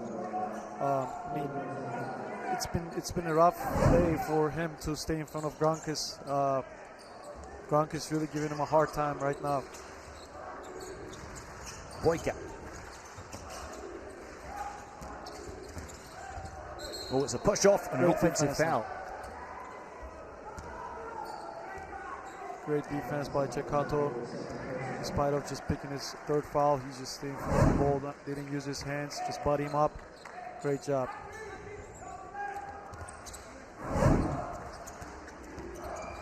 Second foul on Boyka, first on Zalgiris in the fourth quarter. Milan looking to make it a two-position game again, having trailed by 10. 5 on the shot clock here. Ceccato, Swigo a long way from the basket. Garavaglia on the turn, hit every inch of the iron before dropping. Tough shot, but he knew that shot clock was going down, so he had to shoot it. Great job converting it. Boyka. Always big scoring swings when Zalgiris play. It seems Boyka did well to avoid the travel as he slipped. Trying to get away from Swigo. Poked out of the pocket of his teammate and a whistle. It's like the inset game. Zalgiris were down 11 in that game. Then they were up by 10 with 4 minutes to play, and it went to overtime before they won. A similar situation here. They've been down by 12. They've led now by 10 in the fourth quarter. Milan looking to close the gap. They did exactly the same thing against Asvel in the qualification games. And now I wonder if they do this on purpose just to give 10-15 points advance to the other team and come back at the end to surprise everybody. But this Zalgiris team has been really fun to watch.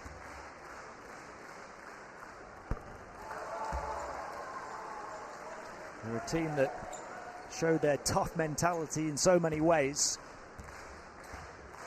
They lost that 10-point lead against INSEP on a three-pointer with 18 seconds to play, and they shook it off to win in overtime. 8 the lead here. Bulanovas up to 19 points. He's the top scorer for the Lithuanians. Only a couple behind Lanati now, who only had 2 points in the second half after 19 in the first, but Garavaglia's turn to pick up the scoring slack. Great job after pick and roll. Big fella saw the help is coming and made the extra pass. Simple play for Milano. This is how they're supposed to play. Just move the ball and read it. Read the defense. Lanati with a block, showing he's far from just all about his offense. He's got a couple of steals and a block shot now as he stops Mikalauskas.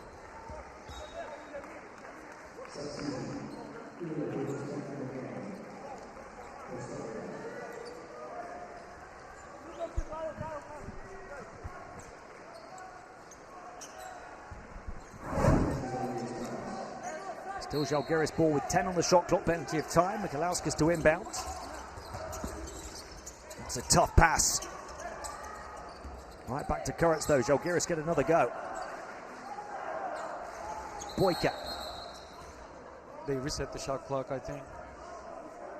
Yeah, it went back to 24.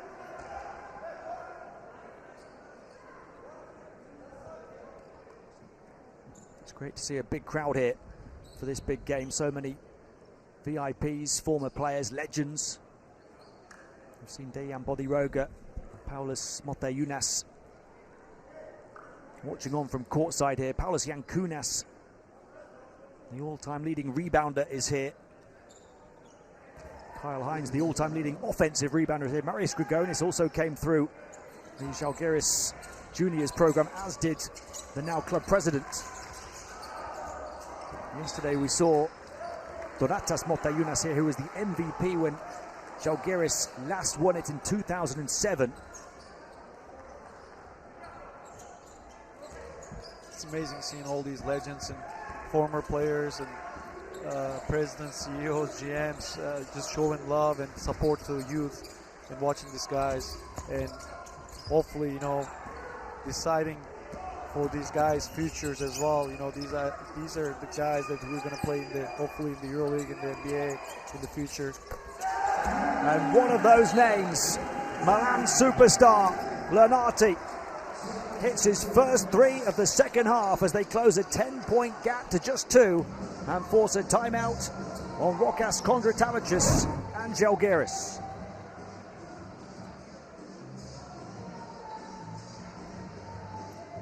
Yeah, last 2 offense on the Milano, they just move the ball, read the defense, play the pick and roll, and find the open guy.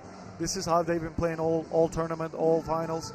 And if they keep doing this, they're going to stay in the game, maybe even advance and get the, scoring chance to go ahead of Zalgiris. Let's go, free up. Quick here, free up. Make a screen to 5. Here, boom. Quicker receives the ball. Yes. After the screen, nobody's after the screen, go to this side. Okay? Eisa in the Patrika gaudami šitą pusę. Play here and then go Gorta. Go to the left. Okay?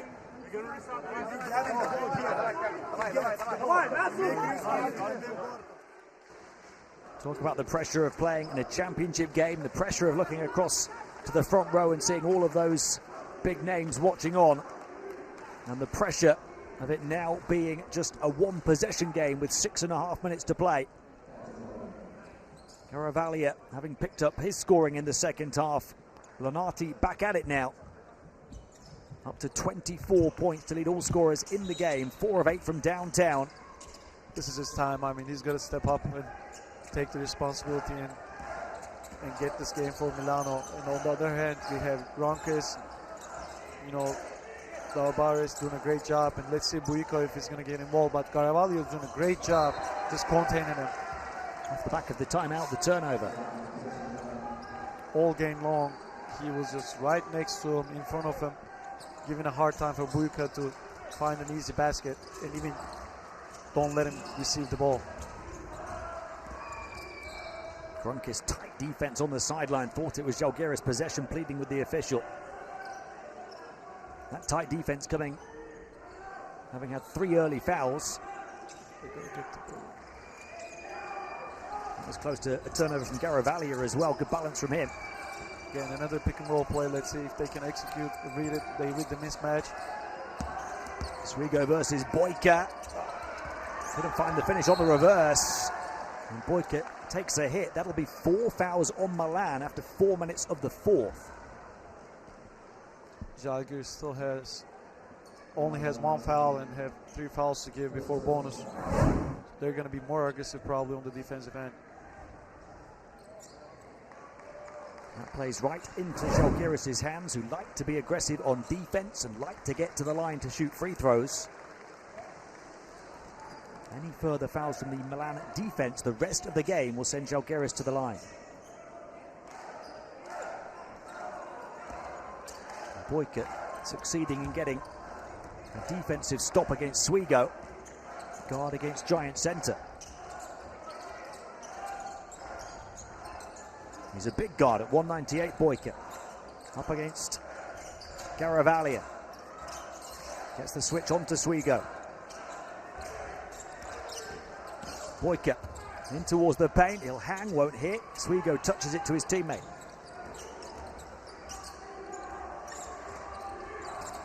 Ceccato to settle it down. Only 4 points, 3 assists for him so far, struggling with foul trouble. Ceccato moves it on again. Swigo, this time up against an even smaller opponent in Michalauskas, who takes the foul. And Buiko is a great player, important key player for Zalgiris, but maybe they could use Gronkis or Michalauskas more to initiate the offense and create for Buiko on the off-ball situations, because they've been struggling last couple of offenses with Buiko. Milano has done a great job containing Buiko's offense. We've got those 3 players on court at the same time for this important juncture of the game. Zalgiris, Gronkis, Boyka and Michalauskas. So often it's been 2 of the 3. So they've got a bit smaller. Currents at the 4, Dalbaris at the 5. A couple of fouls in quick succession on them, so only 1 to give now the rest of the game. Gronkis picks up number 4. So he might come out soon and be preserved for the final couple of minutes, perhaps. Boyka grabs it. And he's fouled at centre court as he looked to throw it up to the basket. Yeah, that's 2 shots again. They're in bonus. You don't want to really foul it off court.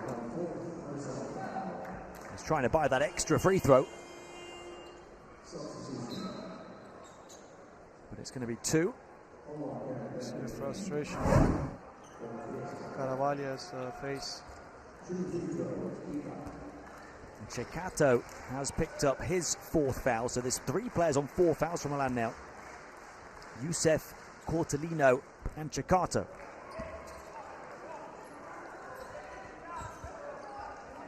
Kronkis on 4 for Zalgiris.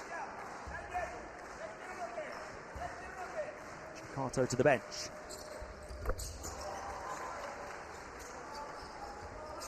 Into the final 5 minutes. Zalgiris by 3. Touch tight and tense here in the Adidas Next Generation EuroLeague Championship game. Caravalia up against Michalauskas. Short on the shot, Boyka. 7 rebounds for Boyka now. There's an unsportsmanlike foul called against Milan.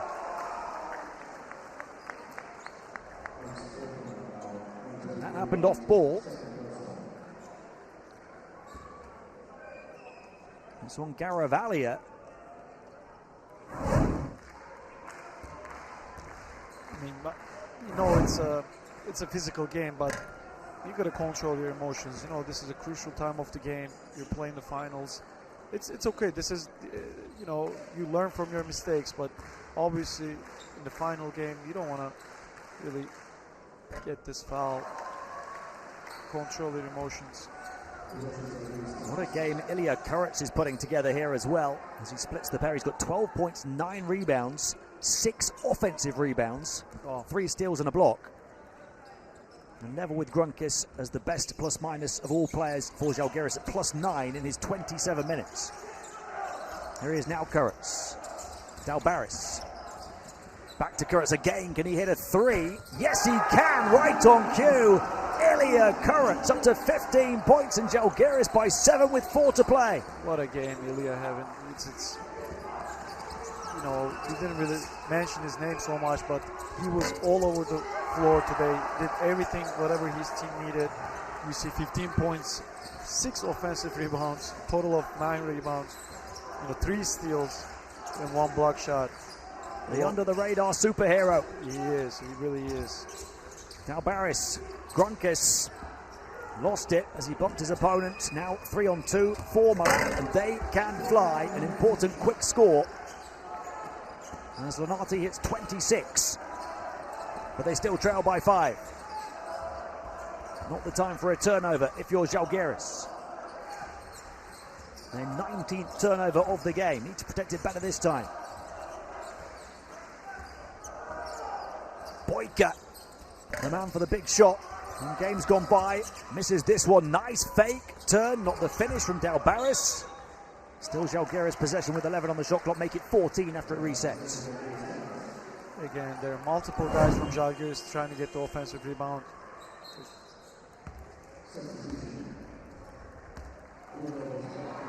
Total of 21 offensive rebounds by Zalgiris. That makes up for the 19 turnovers. Yeah. They've had 3 extra turnovers, but 17 extra offensive rebounds at 21-4. Boyka, the big shot. Inevitably so from Dhabi Boyka, who has made a habit of doing that. But here in the championship game, having gone just 2 of 10 before that one, he steals the spotlight. He just gets a second, the mismatch after getting rid of Caravalia's defense. He found Suigo in front of him and just punished him right away. He see the big guy with the mismatch. That is his mentality and quality. Dhabi Boyka puts Zalgiris up by 8 with only 3 minutes to play. Devi stare collegati e devi riuscire a creare qualche cosa. Zip 2, Da quest'altra parte, bianco adesso. Lavoriamo di nuovo per forzare. Bianco, cerchiamo di stare insieme. Andiamo, forza! Boyka becomes their 5th scorer into double figures as he hits 10 points. But Bulanovic leads all of them with 19. 5 of 8 on the outside for him. Zalgiris as a team have now taken 32 three-point attempts. Boyka's was their 13th conversion. Multiple threes from 3 different players, but Bulanovic leads the way, 5 of 8. Yeah, 5 guys with double digits on the Zalgiris side. You know, that's also another difference that they're creating right now. And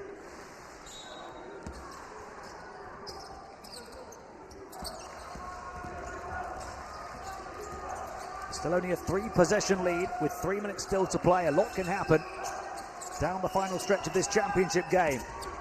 Lonati, the first ever championship game for Milan. The first in 14 years for Zalgiris. Big stick back for Swiga. good finish by Swiga, good rebound, good finish, not bringing the ball down. Just grab it high and finish it right away. A 21-10 rebound, double-double for him now. Current's interior pass was risky, and they do turn it over. Good defense. Good defense by Milano. There was a mismatch, but he just did a great job just stealing this ball.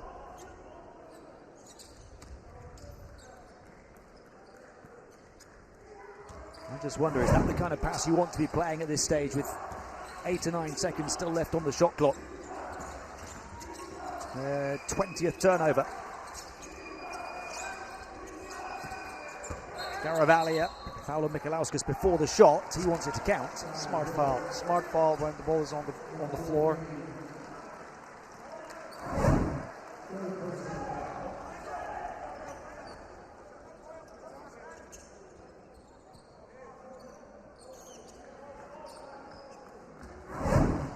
The last foul to use for Zalgiris, third on Michalauskas.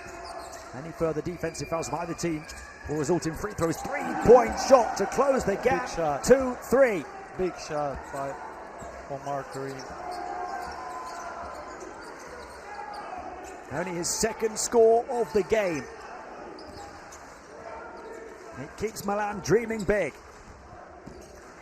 Boyka on the bounce, little hesitation, runs to the baseline, where he gets fouled.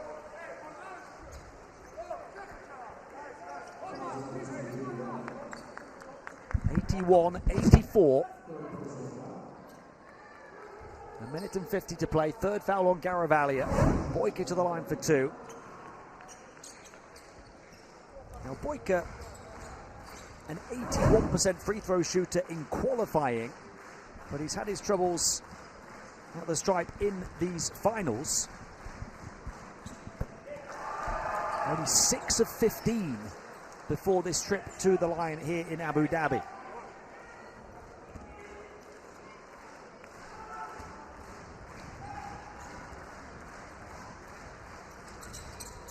And when it matters the most, he makes a pair. 12 points for Boyka. 5 the lead for Zalgiris. 100 seconds or so to play. Side skip 3-point shot. Lonati off right. Rebound Zalgiris.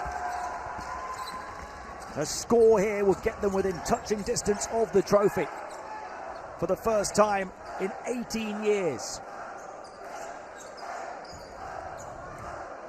Boyka. Will he go for the kill for Zalgiris? Kaunas. Boyka off the crossover for 3. Off. Out of bounds. Milan ball. They almost gave up another offensive rebound. You know, we talk about the importance of boxing out, keeping your man away from the basket.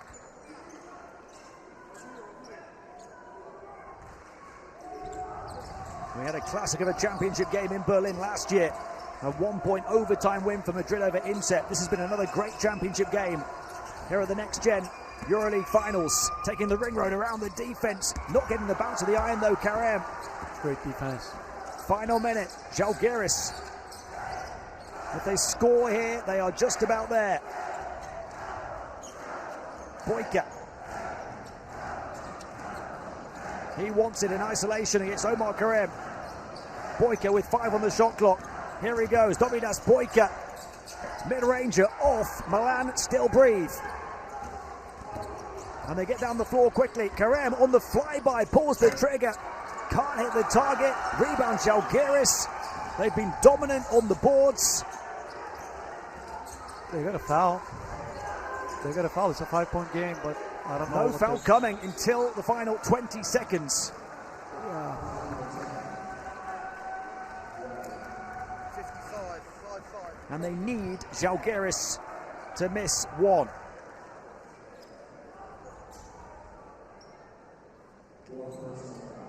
They're 15 of 23 so far today. Those players on the bench, those fans in the stands here in Abu Dhabi can sense it. They're desperate to burst out of their seats in celebration. There's the miss from Michalauskas.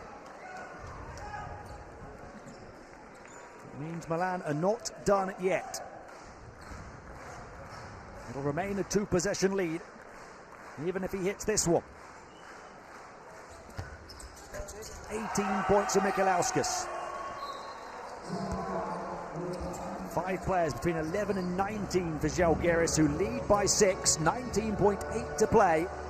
There's plenty of time.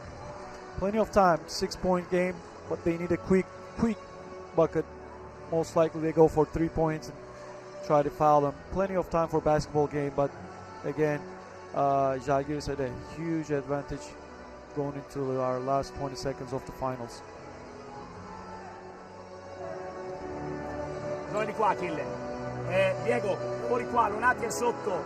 Chi è l'altro?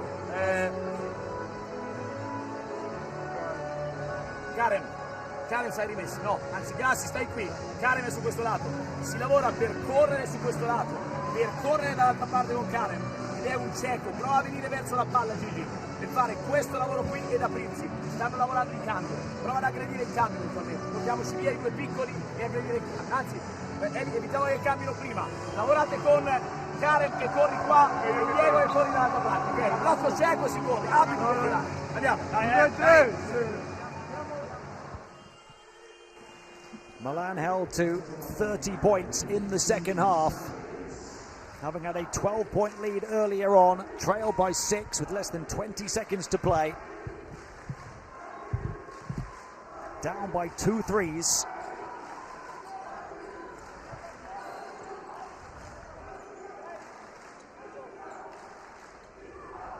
They need somebody to keep them alive here. They're not short of weapons. Renati, the biggest of the bunch. His shot way off. And look at the celebrations over on the far side.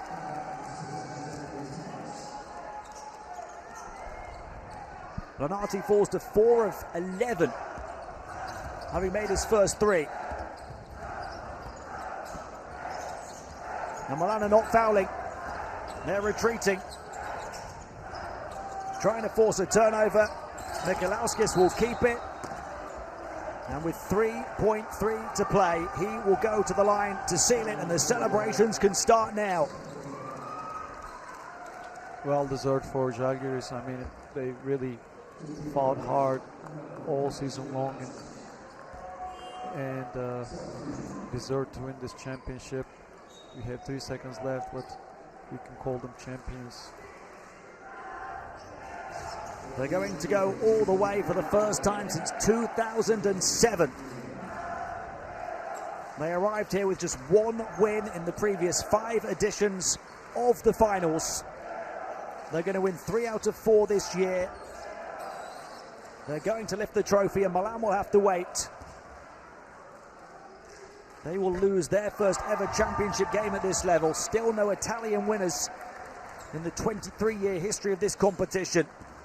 Big congrats to Milan as well, the organization, and how they keep the core of this team for a long time and build this culture, and now competing in the finals.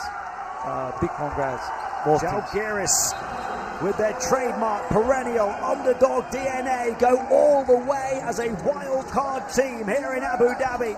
for their first Adidas Next Generation EuroLeague trophy in 18 years as they join Madrid and Cesca in an exclusive group of only 3 clubs to have ever lifted 3 or more championships.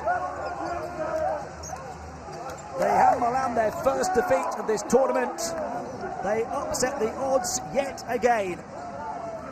And in front of these fans here who follow their club like a religion, the Kaunas congregation here in Abu Dhabi can get the party started. Rokas Kondratavicius on the bench, his first season as head coach. Another Zalgiris miracle.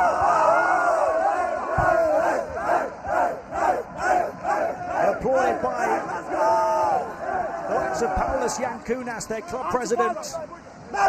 Marius Grigonis, a graduate of the juniors program.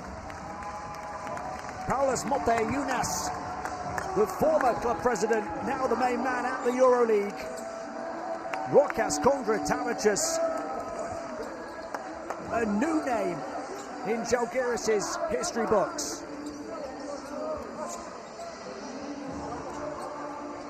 An incredible team performance in front of those incredible fans. 5 scorers in double figures. They came from 12 down to do it. Having come from 11 down to beat Incep and from 9 down to beat back-to-back champions Real Madrid. A team of quality and character, fueled by those fans in the stands here in Abu Dhabi.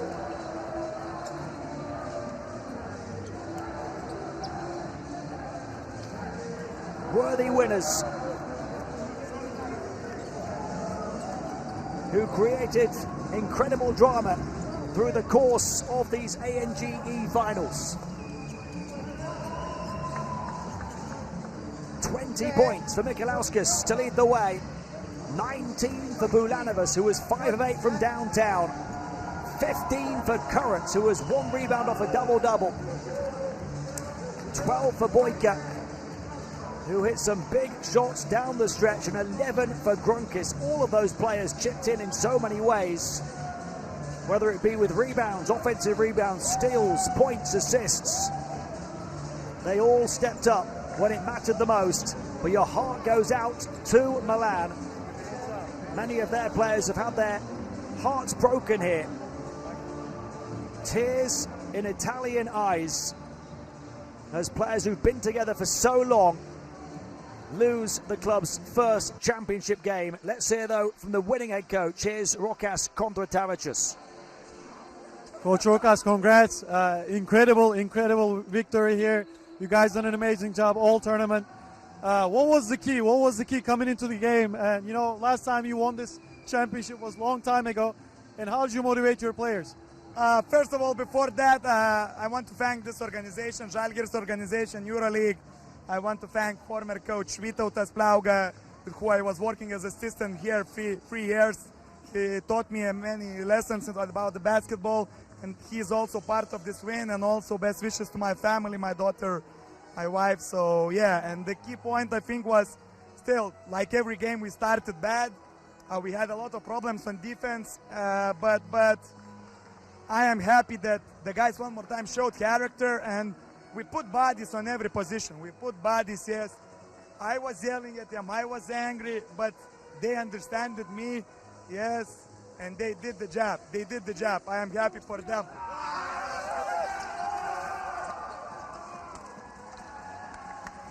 Well, he has coached superbly. His first year as head coach. Coach, you just got, great shower. One more question. You guys, many games, I know, I also watched many of your games. You guys trailed by 15, 20 points, and you guys came back and managed to win the games. So how do you come back? And you guys always give advantage to the other team, 10, 15 points, and manage to come back. This is a great character by your team. First of all, we worked a lot mentally with the players. Yes, I think one of the big advantage, big pluses on our system is that we work a lot of mentally, and when we are losing, the guys, they are still keep concentrated, and they know their task, and they are doing it. They don't lose their heads. At the start of the season, it was hard, but now, at the end, we see that we can come back to those games, and of course, and also, they are sticking by the plan. Doesn't matter what, we have a plan, we have good coaches, we believe on that, and they are just playing by the plan, and it's just, we need time for it to come back, yeah, so, and today, the second half, we was controlling, I think, and I'm happy for that, and yeah, it's mentally and then tactically work, and also the guy's talent, of course. Well, congrats again. Well deserved, man. Part of the education in Kaunas to create those mentality monsters that have been a part of Zalgiris' history for a long, long time. And they breed some more here on the ANGE stage by winning the championship with another comeback victory, 81-89. The final score, they were down 12, having conceded 51 points in the first half, only 30 allowed after half-time.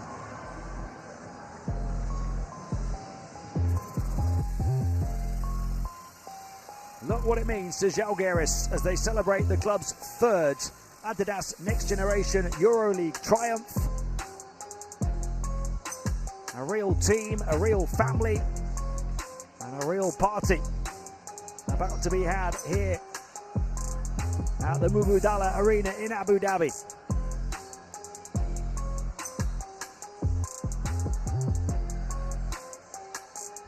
And getting to the trophy, they beat last year's champions, the champions of the previous year, the champions of 4 of the last 5 editions, Real Madrid. They beat last year's runners-up INSEP, and they beat Milan, who had got a perfect 3-0 to win Group A, having beaten 2 former champions themselves.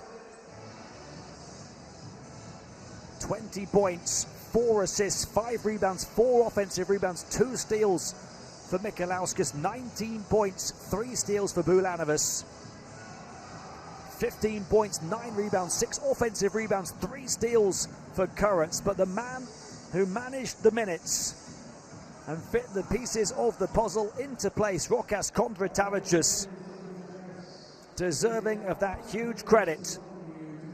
He rested some key players yesterday as they lost to Overtime Elite. He got ejected in that game late on for picking up his second technical, showing his passion and instilling that winning mentality. Teams have competed with skill in his Zalgiris players, getting right behind them, Super Mega even in a game that was a dead Dubai rubber. Basketball, FC Barcelona, EA7 Emporio Armani And they Milan, got right behind him Zalgiris here Kaunas, today Real Madrid, and created Overtime Elite, and PNP a new chapter in Paris. this club's illustrious history. These young athletes representing the future of the EuroLeague and Eurocup have delivered a showcase of basketball excellence. And this evening, we gather to celebrate their achievements and to formally recognize 23 the most years outstanding of this performances competition. We've had 11 with our official champions. awards presentation. We are honored, Zalgiris of course, now to one be of just joined 3 by the following distinguished who individuals go all the way who for a will be third presenting time. today's awards. Mr. Dejan Bodiroga, our EuroLeague president, His Excellency Saleh Hamid Al-Jaziri, Director General of Department of Culture and Tourism, Mr. Paulius Motiunas, EuroLeague CEO, Mr. Rok Bizyak, Competition Senior Manager at EuroLeague Basketball, Mr. Michel Giardini, Adidas Sports Marketing Basketball, Mr. Kyle Hines, You can see the EuroLeague Adidas basketball Ambassador, and Mr. Douglas president Balbe, and CEO, NextGen as well EuroLeague as Ambassador. Let's give all our few presenters a legends round of ready. applause, please. 4-time champion Kyle Hines, back-to-back champion Doish Balbai, who's been alongside me for commentary. And to start We're gonna things have off, not just the presentation of the His trophy and the Excellency winners' Saleh medals Hamid to Al-Jaziri Zalgiris Kaunas, but will now also be presenting the award to the most the promising young tournament talent MVP, of the tournament, finals the rising game star. MVP, And and this all tournament's first-team rising star. individual accolades Please presented join me here. in welcoming, put your hands together, from INSEP Paris, Nathan Soliman.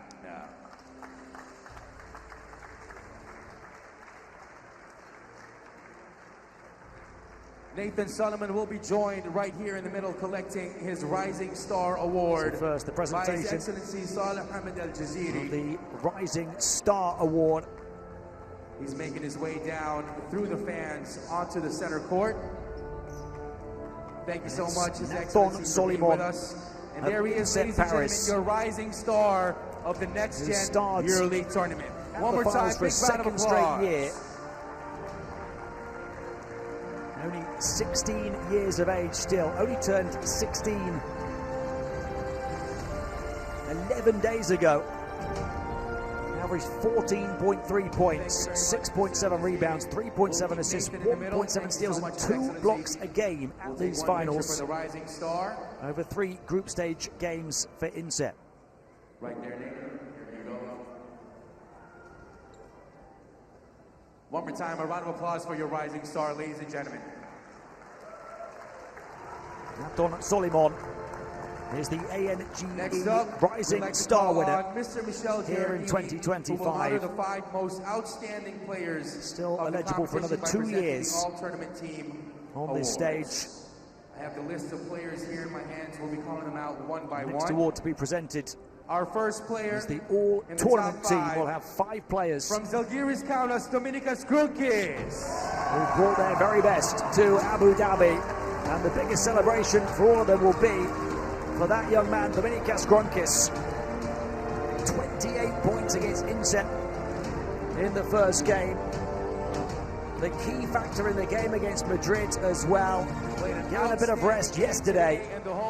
And a key here in the championship game today. Managing foul trouble to produce 11 points.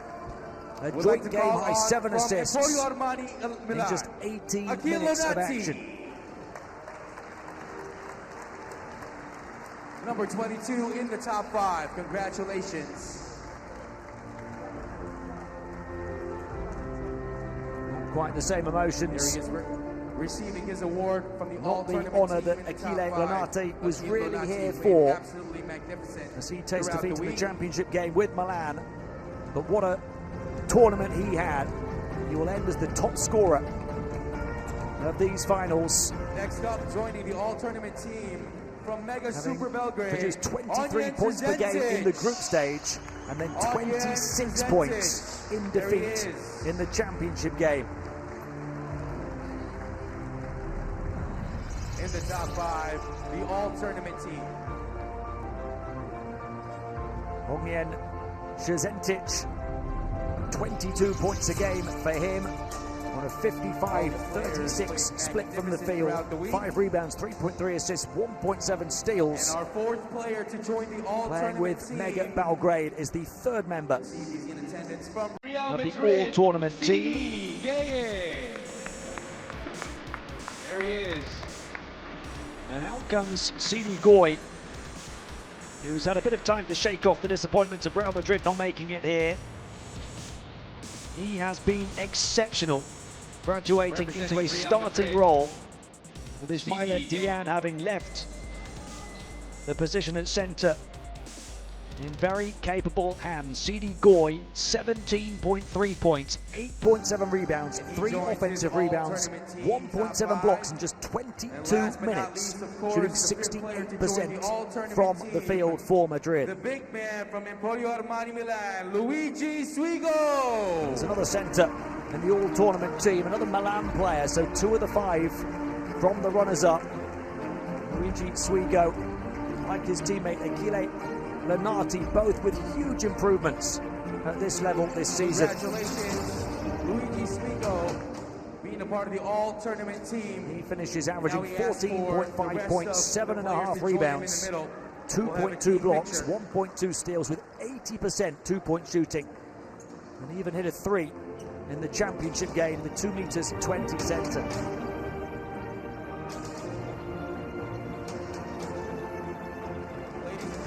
Your all-tournament team, Swigo. top 5. Sidi Goy, Kronkis, Achille Lanate, and Ognjen Shazentic, the all-tournament team here at the ANGE Finals 2025. And now Our heartfelt we will find out congratulations to these remarkable MVP. athletes for their exemplary performances. Next up, we'd like to call on Mr. Kyle Hines to present the Most Valuable Player Award. From among Presented the by distinguished 4-time all-tournament team, EuroLeague one champion, athlete has risen above Kyle the rest Hines, with consistent excellence and leadership. This along with the individual is EuroLeague recognized CEO, as the MVP Paulus of the Adidas Adidas NextGen NextGen EuroLeague finals.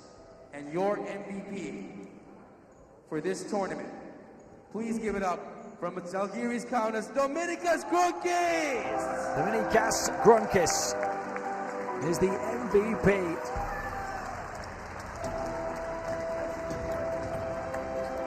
I beg your pardon, it's Domidas. Presenting the award as well is Mr. Paulius Montiyunas, the EuroLeague CEO.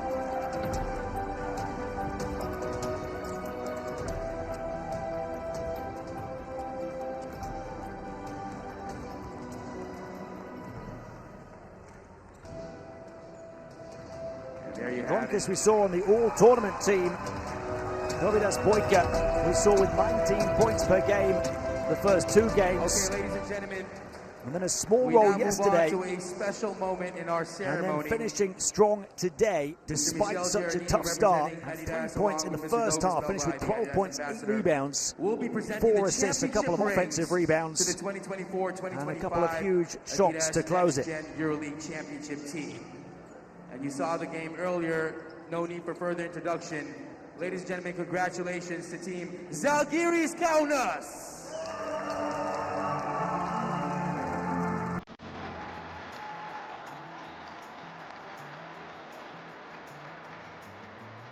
But what a team effort Players will be from marching Zalgiris. You in could one by one to have collect their really rings. picked any of 3, 4, even 5 players for them. Ilya Kurok, Urbanavich, Kronkis Nikolauskas. and Boyka will take the individual accolades.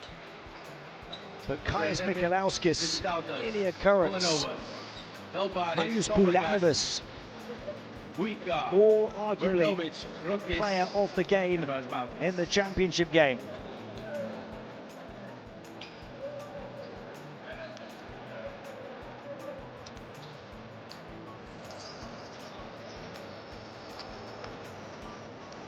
Ilya Kurok had the best on-off impact of all players in the championship game, playing 31.5 minutes. Zalgiris with plus 14 with him on the court as he put up 15 points, 9 rebounds, 6 offensive rebounds and 3 steals, a block shot as well, with 6 of 9 shooting from the field, including a 3.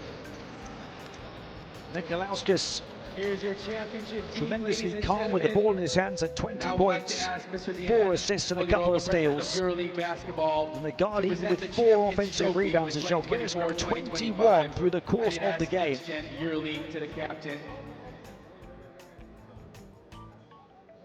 So they showcase their rings first.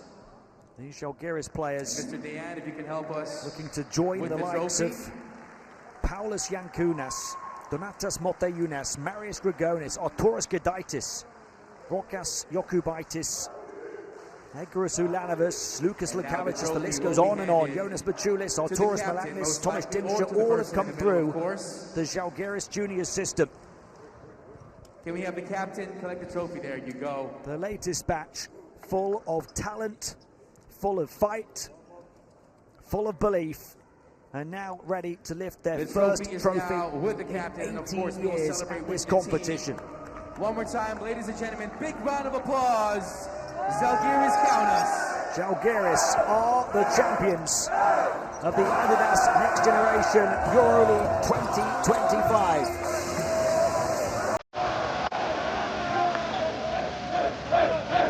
The Lithuanians hoist the trophy.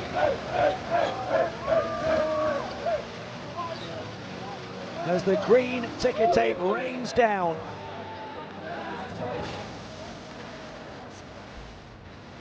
They join CSKA Moscow to win 3 championships at this event.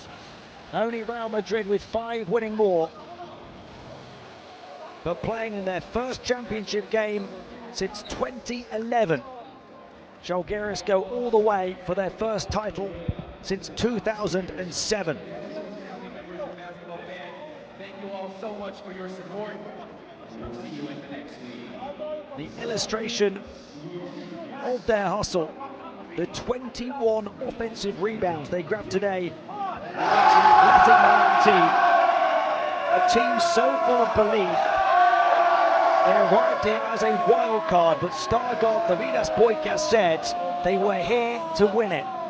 That is what they've achieved under Rokas Kondratavičius.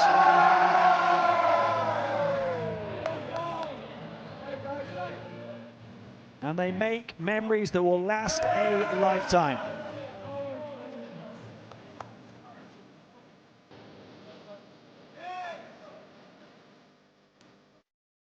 And what a way to do it. They beat the team who've dominated the last 5 editions of this competition, Madrid, from 9 down. They beat last year's runners-up and one of this year's favourites, Inset, from 11 down. And they beat previously unbeaten Milan here in the final from 12 down. An unparalleled underdog mentality.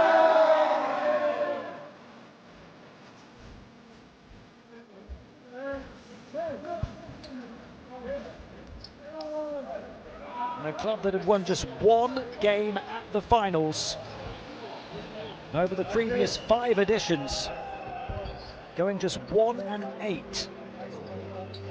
Here in Abu Dhabi, 3-1 and all the way.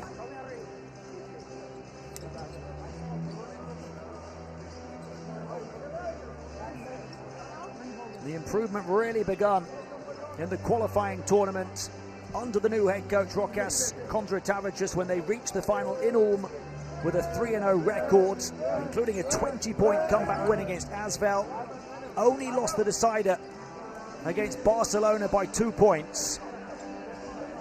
Well worthy of that wild card and making the absolute most of it to make history.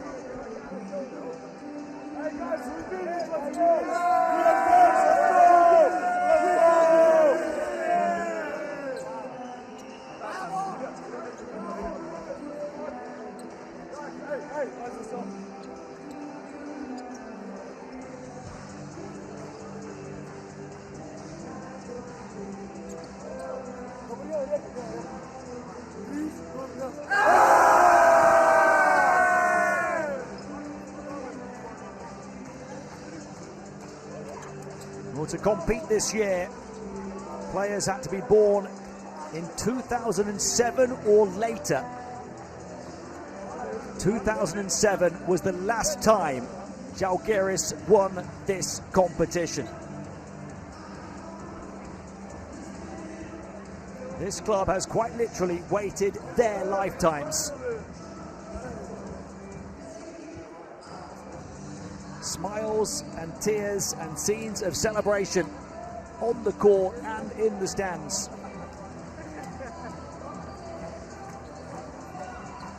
But you feel for Milan, many of whom will miss their only opportunity to achieve on this stage. The vast majority of their roster 18 years of age, not eligible to play a game next year.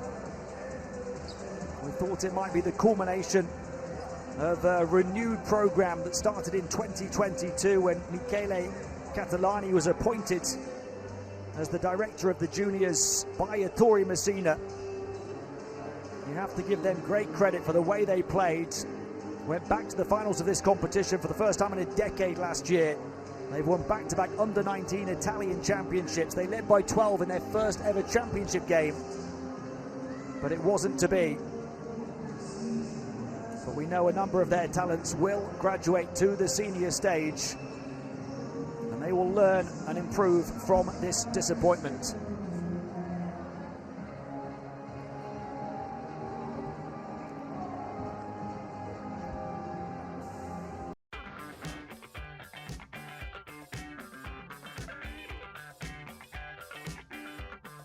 Right now for Zalgiris, there'll be plenty of promising senior careers for these young players, including the MVP of this tournament, Adidas NextGen, who's already made his senior EuroLeague debut. But now it's just about milking and enjoying the moment. He said when he stepped out against Alba in February on a EuroLeague court that it felt like a movie in front of 15,000 in Kaunas. What a sequel this is for Dovidas Bojka and for Zalgiris.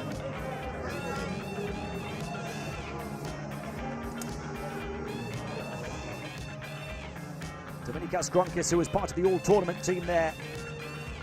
Dovidas Bojka, the MVP.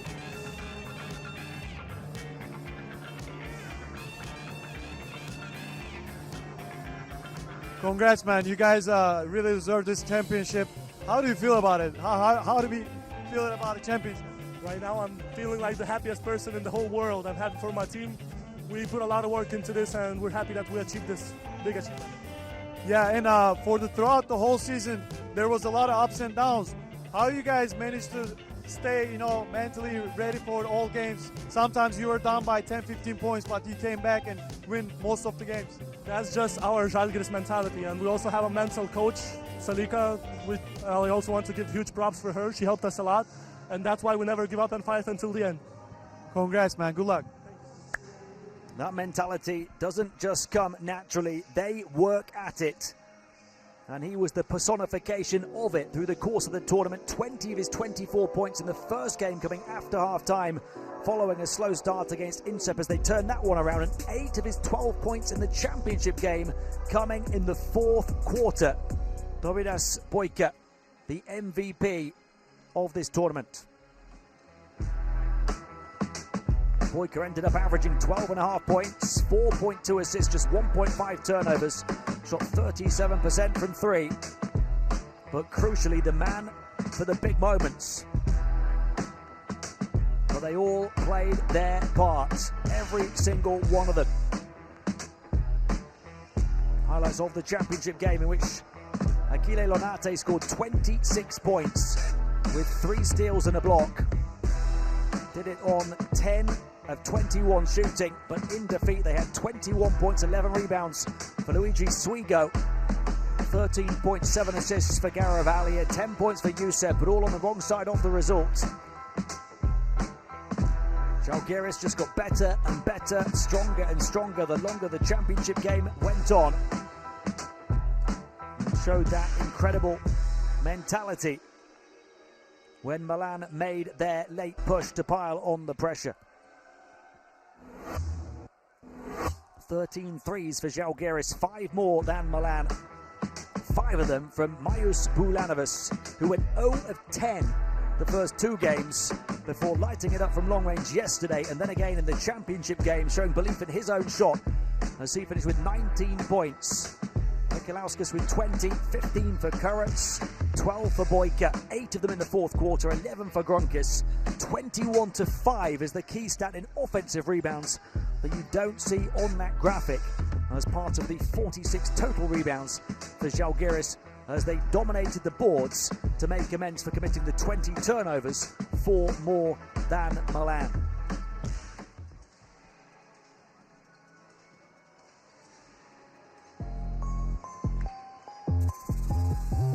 The celebrations continue here in Abu Dhabi for Zalgiris Kaunas as they celebrate their 3rd ANGE trophy in front of the most passionate fans we've seen for any club here at these finals.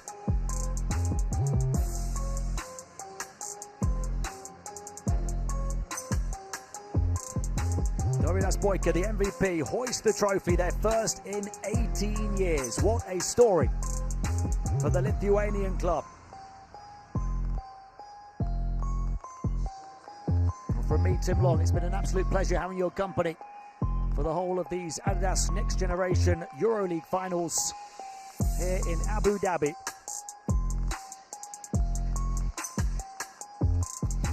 What an incredible tournament. And what a fantastic championship game to finish it.